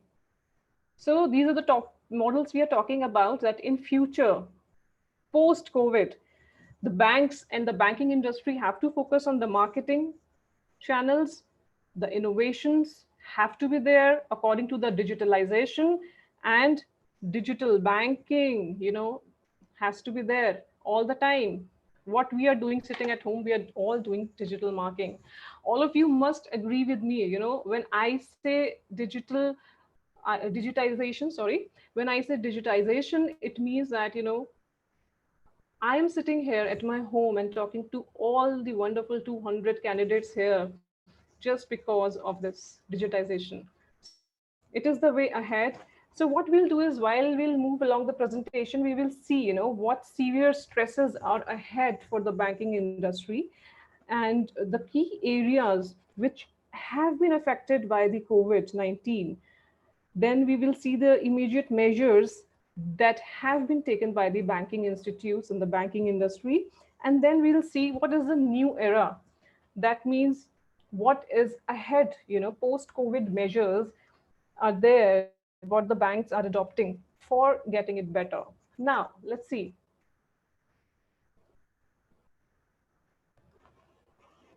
So, as Bill Gates has rightly said, banking is essential, but banks are not. So anybody who can write in the chat box, what does it mean? Somebody, Well, I'll tell you that Bill Gates, as a, he has the foresightedness, and before COVID-19 happened, he said that banking is essential for us, but banks are not. That means banking has to be done by any ways and measures. So we don't need a physical structure of a bank to perform the necessary banking activities around the world, around the globe. And that is the main foundation of the era after COVID. Now let's see what lies ahead. Well, I would start with a little, stress, giving you some very realistic figures, because, until unless we are aware about these, we will not be able to see the positive side. So It says that the overall bad loans could rise up to 10.5% of the total loans. And previously, the figure was 9.3 as we compare it from September figure. And now it can rise up to 10.5%. Now, the assumption is that economic growth would fall to 2.9% in financial year 2020 and to 3% in financial year 2021. Again, a matter of concern for all of us because economic growth is all we look forward to. And when we are facing the COVID-19 harsh times, and when we see that the economic growth is falling down, it is a little stressful. NPAs of public sector banking group may rise up to 13.5% from 12.7%. And for the private lenders, it may rise to 5.4% from 3.9%, which is again a stressful indicator. But let's not keep it here. Let's move ahead and see. For some of the major players around the world, the mortgages are becoming a very major problem areas for them. For example, Citibank, there is a estimated fine of $7 billion. For Bank of America, it is $17 million. And for JP Morgan Chase, it is $13 billion. Why? Because the mortgages are rising and the banks are in no position for funding. So this is the situation which lies ahead of us. Now let's see what are the key COVID affected areas in the banking industry. We will see that the higher credit defaults, the revenue compression, credit tightening, and capital requirements are the major key areas. We'll put a little focus on all four of them one by one. And if anyone wants to add anything, please write in the chat box. Higher credit default means, it is very obvious that because of the lockdown, the asset quality deterioration is very likely because of the economic disruption, the business closures, the lockdown, stay-at-home requirements, the cash flow of many customers and businesses have collapsed already as lack of demand is flowing through into the lower business revenues and the employees' layoffs. When I say employee layoffs, yes, it is a fact that most of the companies globally are laying off employees. And I've seen, when so many of you are attending this webinar, it is a concern for the students that, wherever they are being placed, some of the companies have rolled back their offers and some of them who have been placed have been laid off. But friends, don't worry, this is a testing time. And you have to, even if you have to start all over again, do that, be positive. Now we'll just see that, all these situations will in turn cause an increase in both commercial and retail non-performing loans as borrowers may struggle to make scheduled interest and principal payments. I have seen people struggling to pay the EMIs of their credit cards in these stressful times because of the financial crisis. I think all of you will agree on this. Second point is revenue compression. Many central banks around the world have reduced their interest rates to support their local economies, which is a well-known fact for all of us. The rapid pace of cutting the interest rates will accelerate the compression of net interest margin, which will impact a key and significant revenue stream for the banking industry. Again, a drop in payments revenue and a decline in trade finance and cross-border payments internationally will contribute to the revenue compression. Now, the next point is credit tightening. What is the meaning of this? Let's see. There is also the potential of credit tightening where there will be a lack of funds available in the credit market, making it difficult for the borrowers to obtain financing. This could be driven by the lenders having limited funds available to lend because banks are themselves struggling to get the funds. being unwilling to lend and increasing the cost of borrowing to a rate that is unaffordable to the individuals, the businesses, or the bank borrowers. Capital requirements again form the major key area where the banking industry is getting affected. Substantial buffers on the capital and liquidity have been put in place since the last decade's financial crisis, with its worst case estimated declines in global GDP of 5 to 7%, which is huge. Before the COVID-19 pandemic, the banking industry had common equity capital between 12 to 14%. Now, there are concerns whether the capital and liquidity buffers, which the banks have already built, will be sufficient or not. After going through the key areas where the banks are getting affected, there are some immediate measures which have been taken by the banking industry, as you can say a business continuity plan, a BCP, which has been revoked for most of the banks, which says that they have already mobilized control centers and enabled their employees for remote working.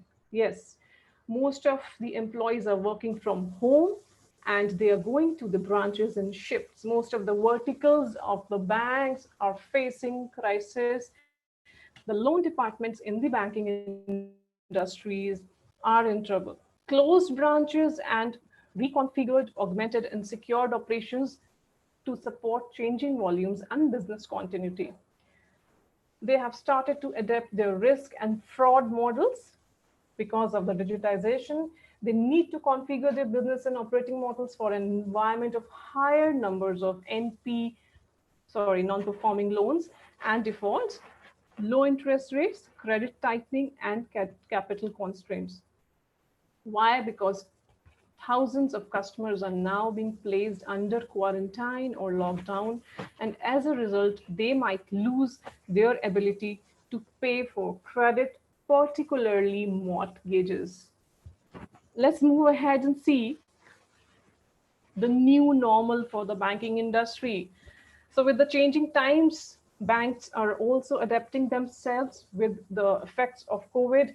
And now, what is the new normal? We'll see, which says, first of all, a radically low cost structure. Of course, you all will agree that now in all the industries, the cost cutting is happening. So is happening in the banking sector. The go-to cost savings areas for financial services will need to be sustainable, structural, and sustainable, which means that the cost cutting of greater than 40% is there to reflect the new economic and competitive realities. It has to be structural in nature, going beyond the capacity reducing, and it has to deliver a sustainable cost structure without impacting customers' resiliency and compliance and security requirements. And the second point, where the banks have to become strong, is the operations area where operational resiliency is required. So it will become critical with the mounting risk of further pandemics. Nobody is aware of the future. As COVID has hit us, again, there is a panic among the in the entire world if a further pandemic may arise. Then there are societal and geopolitical tensions, which means that the international relations are also under tension with a lot of controversies going around us, as we keep hearing in news. Then the intensity of cyber attacks and other unknowns that continue to target the financial service industry. Cyber attacks are there even when we are holding meetings on Zoom or any other platforms. There is a possible possibility of cyber attack, of hacking the meetings and all. So with the increasing use of internet, with the increasing use of digitalization, the cyber attacks and frauds are on the increase. The regulators definitely are likely to be hyper vigilant because this is a stressful time and people are going to expect failure also because of the new changing times. Now, the financial institutions will acknowledge that to succeed, they must invest in lot of new preparations. They have to expect failure also, and they have to invest in recovery management. The third point here is the reinvested customer relationship. The entire banking industry has to work on the customer relationships very rigorously because the customers are very scared. They don't want to invest anywhere where high risk is there because of the financial crunch. The remote working and consumption has changed the routines and expectations of customers in terms of digital adaptation. The customers will move their savings from smaller, newer banks to larger, more established players to be safe and to reduce the stress. Customers are increasingly looking to run their financial life through apps and online banking. And the banks are reacting very judiciously to this pivot by educating and training their customers, by minimizing the physical infection risk, by telling them not to visit the branches. All of you must be getting, your the mailers and flyers and the WhatsApp messages from the banks not to visit the branches, but instead working on the online applications to get their work done. Unless until it is very important and mandatory, they should not visit the branches. Then the banks are trying to customize products for the customers by giving them personal advice. They are moving way ahead. They are supporting them by giving virtual relationship managers, and they are also accelerating digital sales and services by all the digital channels. So after doing the cost savings, the operational resilience, the reinvested customer relationships, we move to the secure and compliant to the core banking. That is, the post-COVID environment will continue to see expanding channels, increasing interconnectivity, digital platforms, and 24/7 access. Yet, each of these enhancements can drive increased security risks, threats, frauds, and cybercrimes. So to be a successful player in the market, they will seek to embed security and compliance across all their services. And this will include automation, leveraging data analytical tools, employing pervasive encryption. These are some of the typical, IT terms which I'm saying will be more. And the next normal of culture and conduct is risk expectations. Again, they have to aggressively modernize the application portfolio. They have to migrate to resilient and secure clouds. They have to drive the digitization of processes into intelligent workflows, building self-serving capabilities, embedding security and compliance across operations, and designing a new relationship with the customers. And what I feel is the most important point of the presentation or the topic is the extreme digitization on cloud and other applications. It is creating more cohesive and personal digital journeys by combining and integrating every aspect into a single platform and tooling. So, friends, there is a time which is going to come where there will be a single tool, there will be a single application where all of your bank accounts of different banks will be integrated, and there will be only one password to it, which will be your. Is anybody who can answer this? What will be the password for all the bank accounts when there will be one app? Can anybody answer this question in the chat box? It's very simple. Your biometrics. So we are going to face such times now. So a single platform will be there to serve our needs. Moving beyond the customer interface, digitization will include middle and back office operations and support functions where processes will be transformed and automated into intelligent workflows. And we will use technologies like cloud, automation, API platforms, blockchains, and artificial intelligence, like robotics.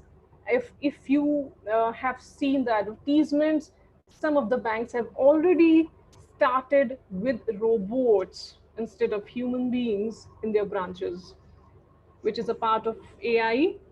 And again, an agile approach to delivery, design thinking, and organizational integration is a must to deliver everything. Extreme digitization is developed on an open hybrid cloud platform that enables financial institutions to securely build, run, and manage apps and workloads in a consistent way across any cloud. So when we talk about digitization of banking industry in India, there's a very simple graph which is shown on the screen here, where the horizontal axis is showing you the year where the event has happened, and on the vertical axis there is number of digital banking clients. As you can rightly see, that in 2007 smartphones are introduced, in 2010 tablets are introduced, but in 2014 the new inflection point has been reached, which is that the smartphones have covered half of the market. And now in 2020, smartphones have made up 80% of the market. So you can easily see the way ahead in the coming times. And when we again talk of digital transformation, all these points are covered under, sorry, all these points are covered in digital transformation. This is the first point, is customer focus. As we can rightly say that now the need of the time is to change their focus, which was earlier product. The product focus was there, but now it is more customer centric. The organizational structure needs to be supported, which can result in a seamless customer experience. Then the change management, which is obviously a part of post-COVID, the transformational leadership that drives the technology decisions. Again, the technology decisions, which has to involve the entire management, the integration of all the data systems together, which is very important.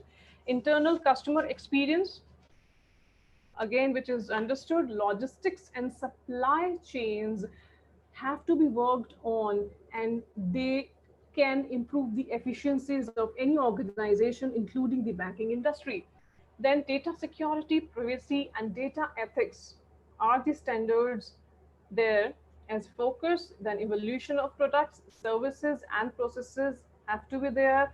Digitization, which we already talked about, and personalization or customization to guide the customers and get the customers. Now, I would like to end the presentation by saying that your future is whatever you make it, so make it a good one. So I hope that it is very understood that in the changing times, we have to see that being positive and getting the solutions of the problems which are ahead of us is the only key to get where we want to make it. Now, friends, just give me a thumbs up and just give your feedback in the chat sessions if you think the session is fruitful. And if you want any other clarifications, I will provide you with my email ID. Thank you so much for raising the hands. I can see that a lot of participants are raising hands. And for any banking inquiry, you can contact me. And thank you so much for all the participants, because I know, as I rightly said, that in this COVID times, it is so important for all of us to connect on digital platforms to share our thoughts and knowledge with each other, which uh, is the platform the Institute of Business Management and Research has done for us. I thank the Foundation for Education and Life Skills and the World Academy of Informatics and Management Services also for bringing all of us together, which is the need of the hour. And thank you so much, everyone. A big namaste to all of you out there. Now, this is the thing which is going to stay for long during COVID and post COVID too for a long time. Thank you so much. Back to you. Thank you so much, ma'am, for your wonderful speech. Thanks, Ali. Thank you. I would like to now call upon Dr. Nitya Jyoti Govindraju.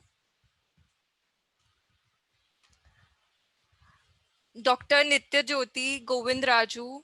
She is independent postgraduate research assistant, Kuala Lumpur, Malaysia. She will be speaking on a very important topic, the impact of COVID-19 on the gold rate. I hand over to Dr. Nitya Jyoti Govindraju. Yeah, a very good evening to all. First of all, I would like to thank IBMR to giving this wonderful opportunity to discuss my ideas about gold rate in 2019 and how the pandemic of gold affect gold and what will happen in 2020 to gold rate. During the last 4 months, people around the world talk just one word. It's they discussed one word. They feared with one word. We all know it's coronavirus. All the people around the world are in life threat because coronavirus is killing human beings slowly and it is killing the world economy rapidly. So we just hope everything eventually come back to normal. But can we expect gold rate may come down? Because last Friday, gold was traded at its yearly high of $1,750. So can we expect gold rates to come down and what will happen in 2020? Is it a hypothetical question or is it a paradox? No. Let's see what will happen in 2020 for gold rate. There are 5 major factors that affect gold rate. The first major factor is US dollar. US dollar and gold has inverse relationship with each other. If the US dollar is strengthened means the gold rate will come down. If US dollar is weakened means it will push gold to a new high.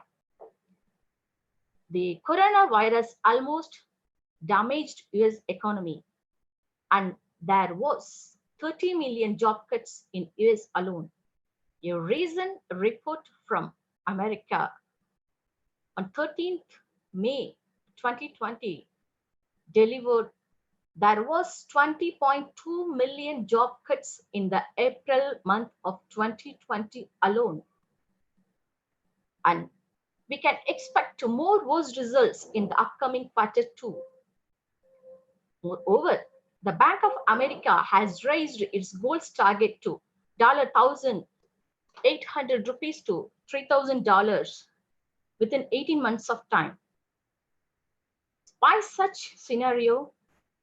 The reason behind this scenario was there was too much paper money floating in US and the Fed keep on printing tons of physical and monetary stimulus to beat back COVID-19.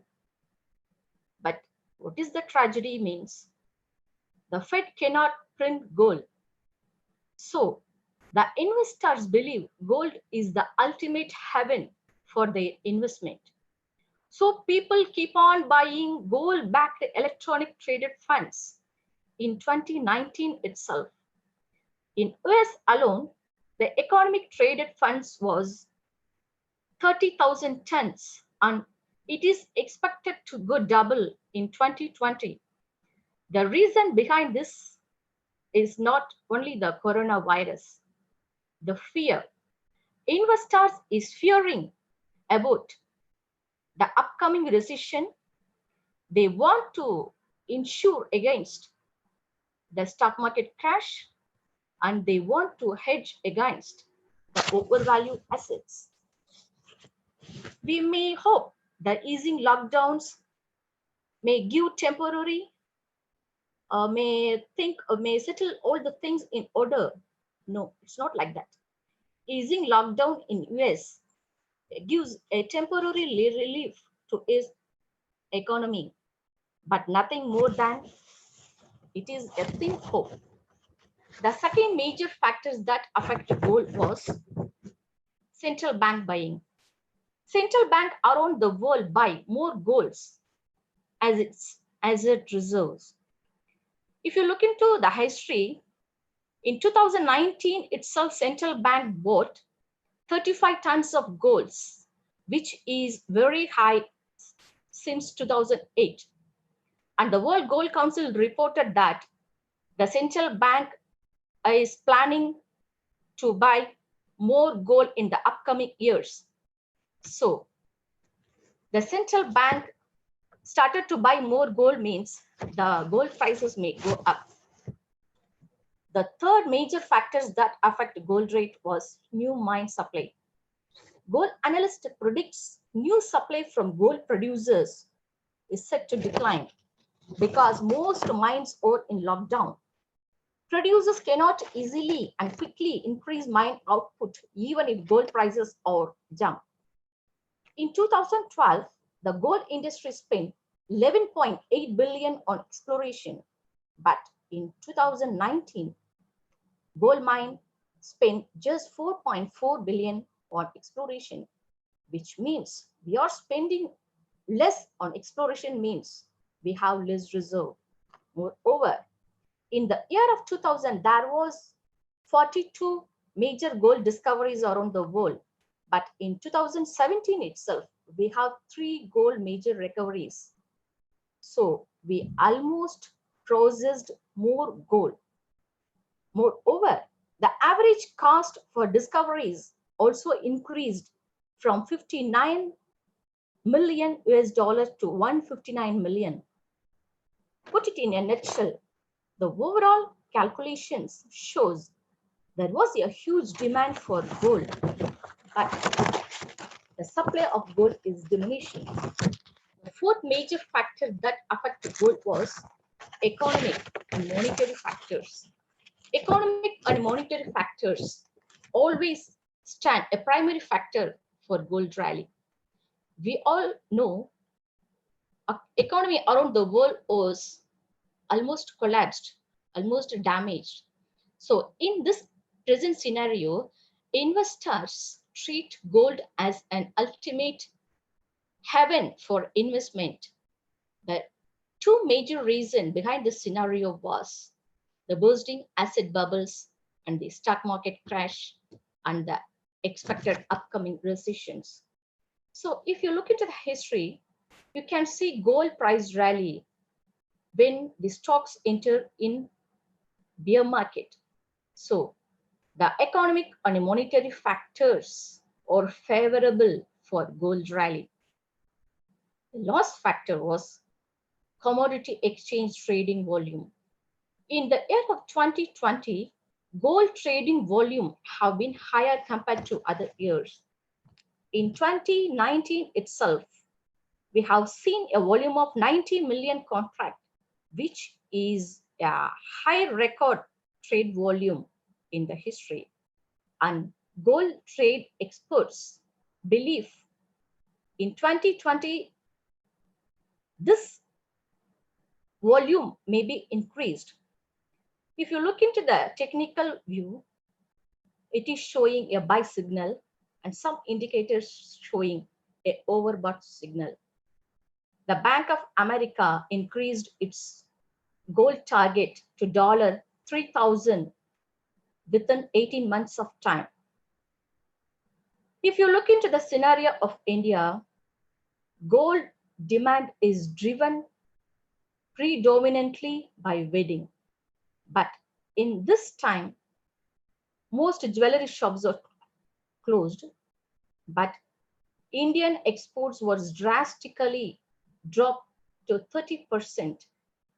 In 2019, India imports 900 tons of gold, but in the last 3 months, India imports just 25 tons of gold, which is almost 63% drop. Moreover, Russia, Kazakhstan, Poland, China, Uzbekistan, Mexico, these are the 90% of the gold importers. They are the major players, and they are also halted to purchase more gold because of the lockdown. So what should we do? Whether we should buy or we should sell gold? If you buy gold at this price means definitely it will damage your portfolio. Okay, what should we do? Can we sell? Because all the experts, gold experts, predicts gold may go up $3,000 within 2 years, $5,000 within 5 years, and $10,000 within 10 years. So can we buy or can we sell? What we have to do? If you're confused means, let's see the history. In 2008, we have the similar scenario. In 2008, we have share market crash and we have recession. At the time, gold was reached a new high, but the physical selling again dropped the gold prices down. So for coronavirus, we can hope positive, but in case of gold, we can hope negative, because if a higher price will not attract a common man. So if we consider the 2008 history, we hope gold prices may come down to $1,050. Moreover, these corona dust, if the corona dust settle down means we are expecting a huge war of global supremacy, which is even more vicious because the ongoing trade war of US with Iran and China and ongoing world war with China and US created a huge rally for gold. So we expect gold prices may reach a further high, but we consider the past history, gold prices may just $1,500 in the upcoming days. So we all hope negative for gold price. Then only a common man, we can buy more gold. If the prices may go up means, we just do a window shopping in gold jewelers. That's all. I requested everyone be safe. Your life is very important. Thank you all. Thank you so much, ma'am, for the encouraging speech for everyone. Thank you.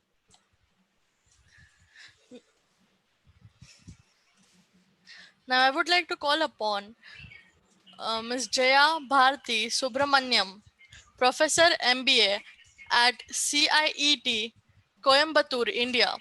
Topic for today from Jaya Bharti Subramaniam is COVID global scenario, major sectoral changes in Indian economy.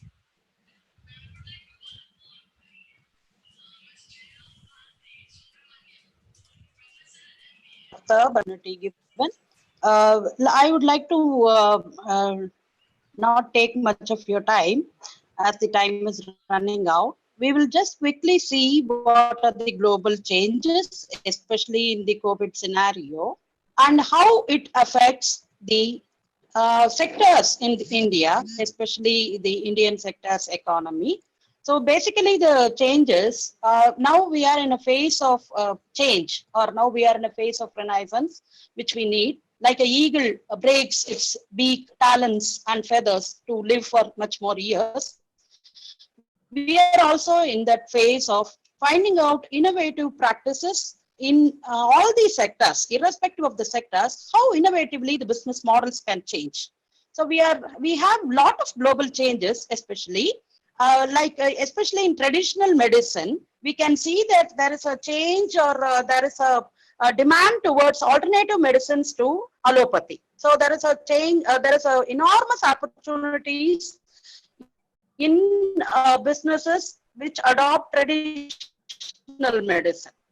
And also, even though the researchers say that there is a dip of 60% in the exports, there is a dip of 59% in the imports of India, and other statistical figures, but still we have hope on many of these areas, and it also represents that it means opportunity for us. There are a lot of opportunities for innovative models, especially where we can practice social distancing, the non-touch business models, especially in sanitization, in other areas where the social distancing can be practiced. And we can globally see that there is a shift in the manufacturing hubs or the service hubs, towards, and that that gives opportunities for India in many of the sectors. And we can also see that the role of government has increased in many of the sectors. We can see that there is the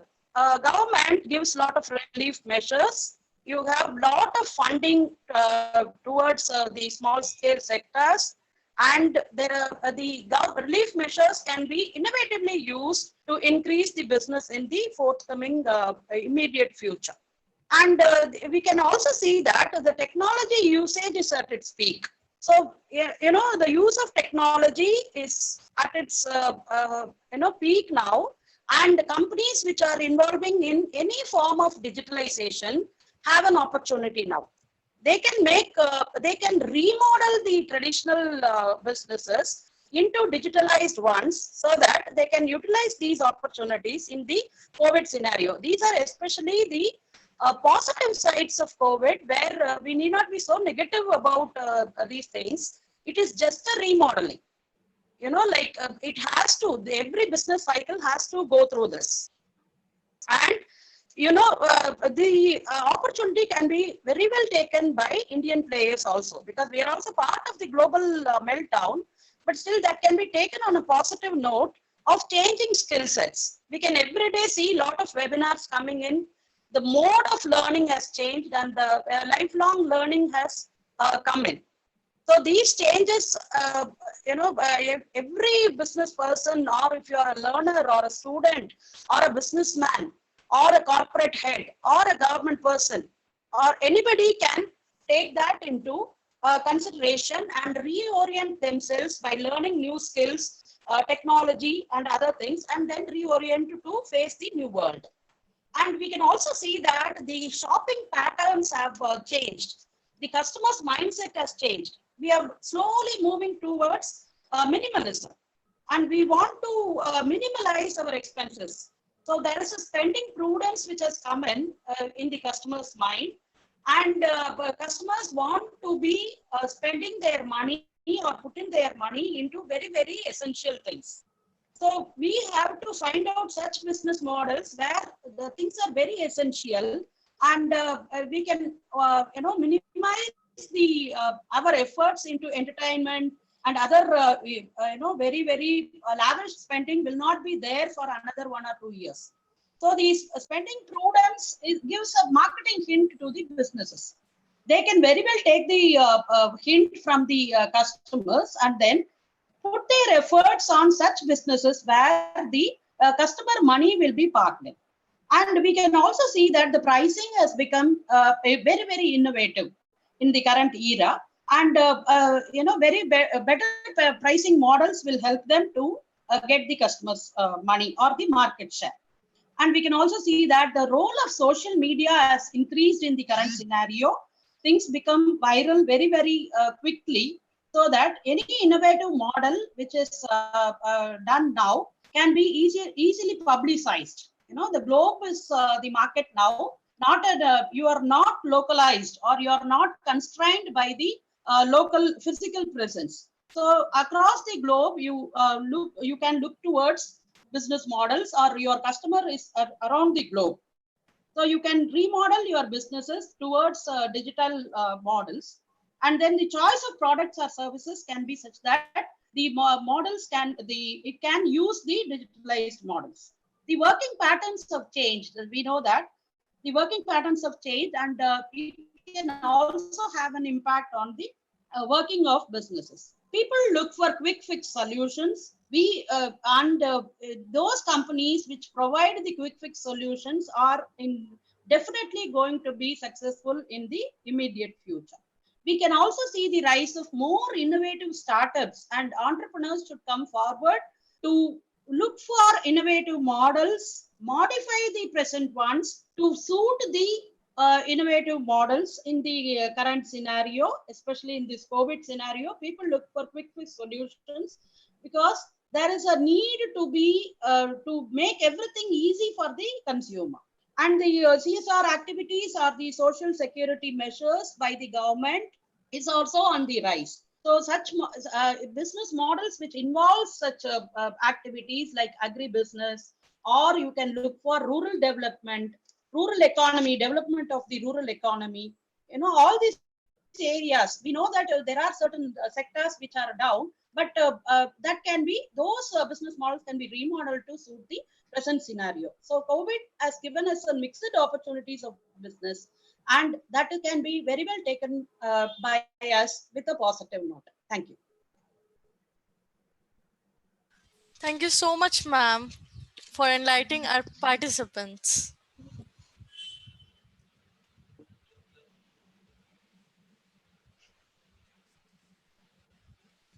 Now, I would like to call upon Dr. Manish Singh, the marketing consultant and business facilitator at UV Space and Solutions.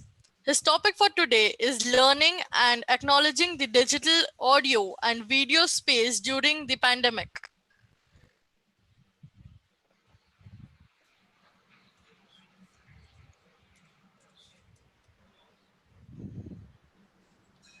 Can I get a hello, Dr. Manish Singh?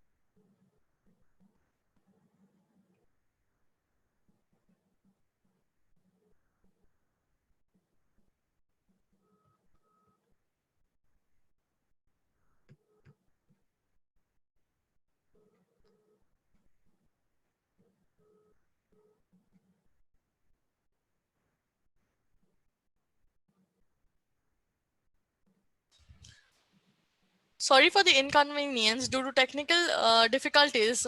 Dr. Manish Singh is not available right now. Now I would like, hello.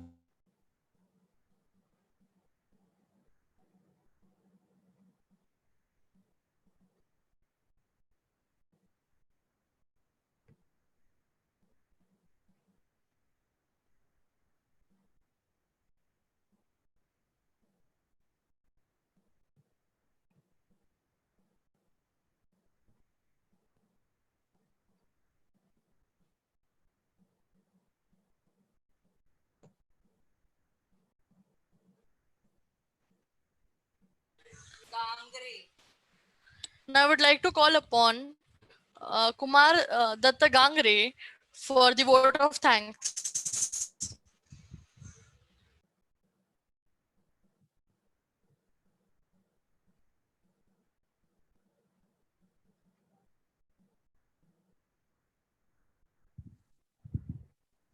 Hello, would you able to hear me? Yes, sir, we are able to hear you. Yeah, very good evening, and once again, welcome to our international seminar. I think there is some technical issues. I must thankful to all the resource person who have really helped us to gather this knowledge and on this platform, and excellently they have expressed their thoughts on the various topics regarding COVID-19 impact on Indian economy or economy in general, as well as on general health. On the behalf of IBMR Sakan and IMS Pune, I must express my sincere thanks to Foundation for Education and Life Skill, as well as World Academy of Informatics and Management Science. I am most thankful to all participants as well as resource persons who have shared their thoughts on emerging trends, emerging markets and global economy. If you see Indian education system, there are various platforms which are available.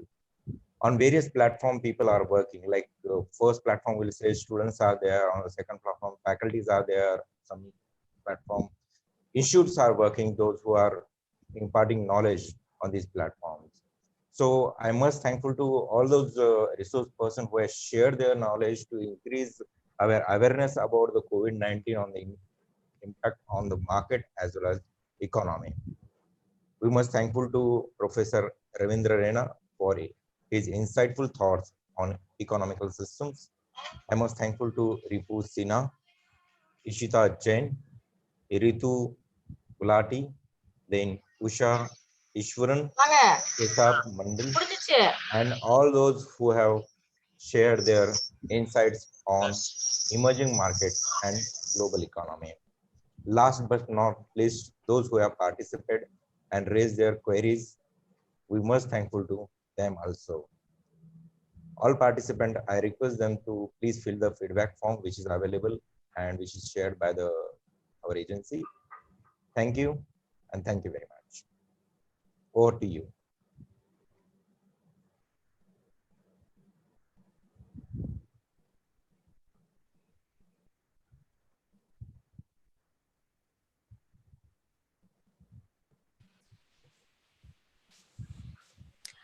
Thank you so much, our participants and our speakers, for being with us.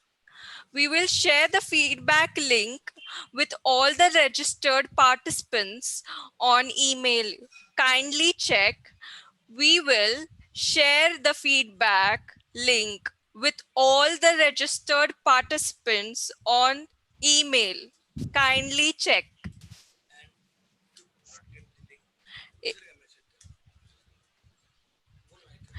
And if you could not get the link, please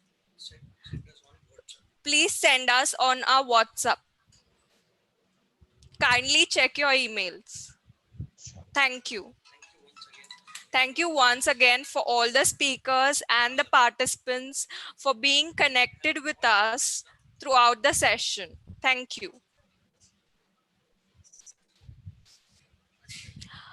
If you're interested for such webinars, please connect us again. Please, Kumar, that's sir, you can end the session. Sure. Thank you, sir. Thank you.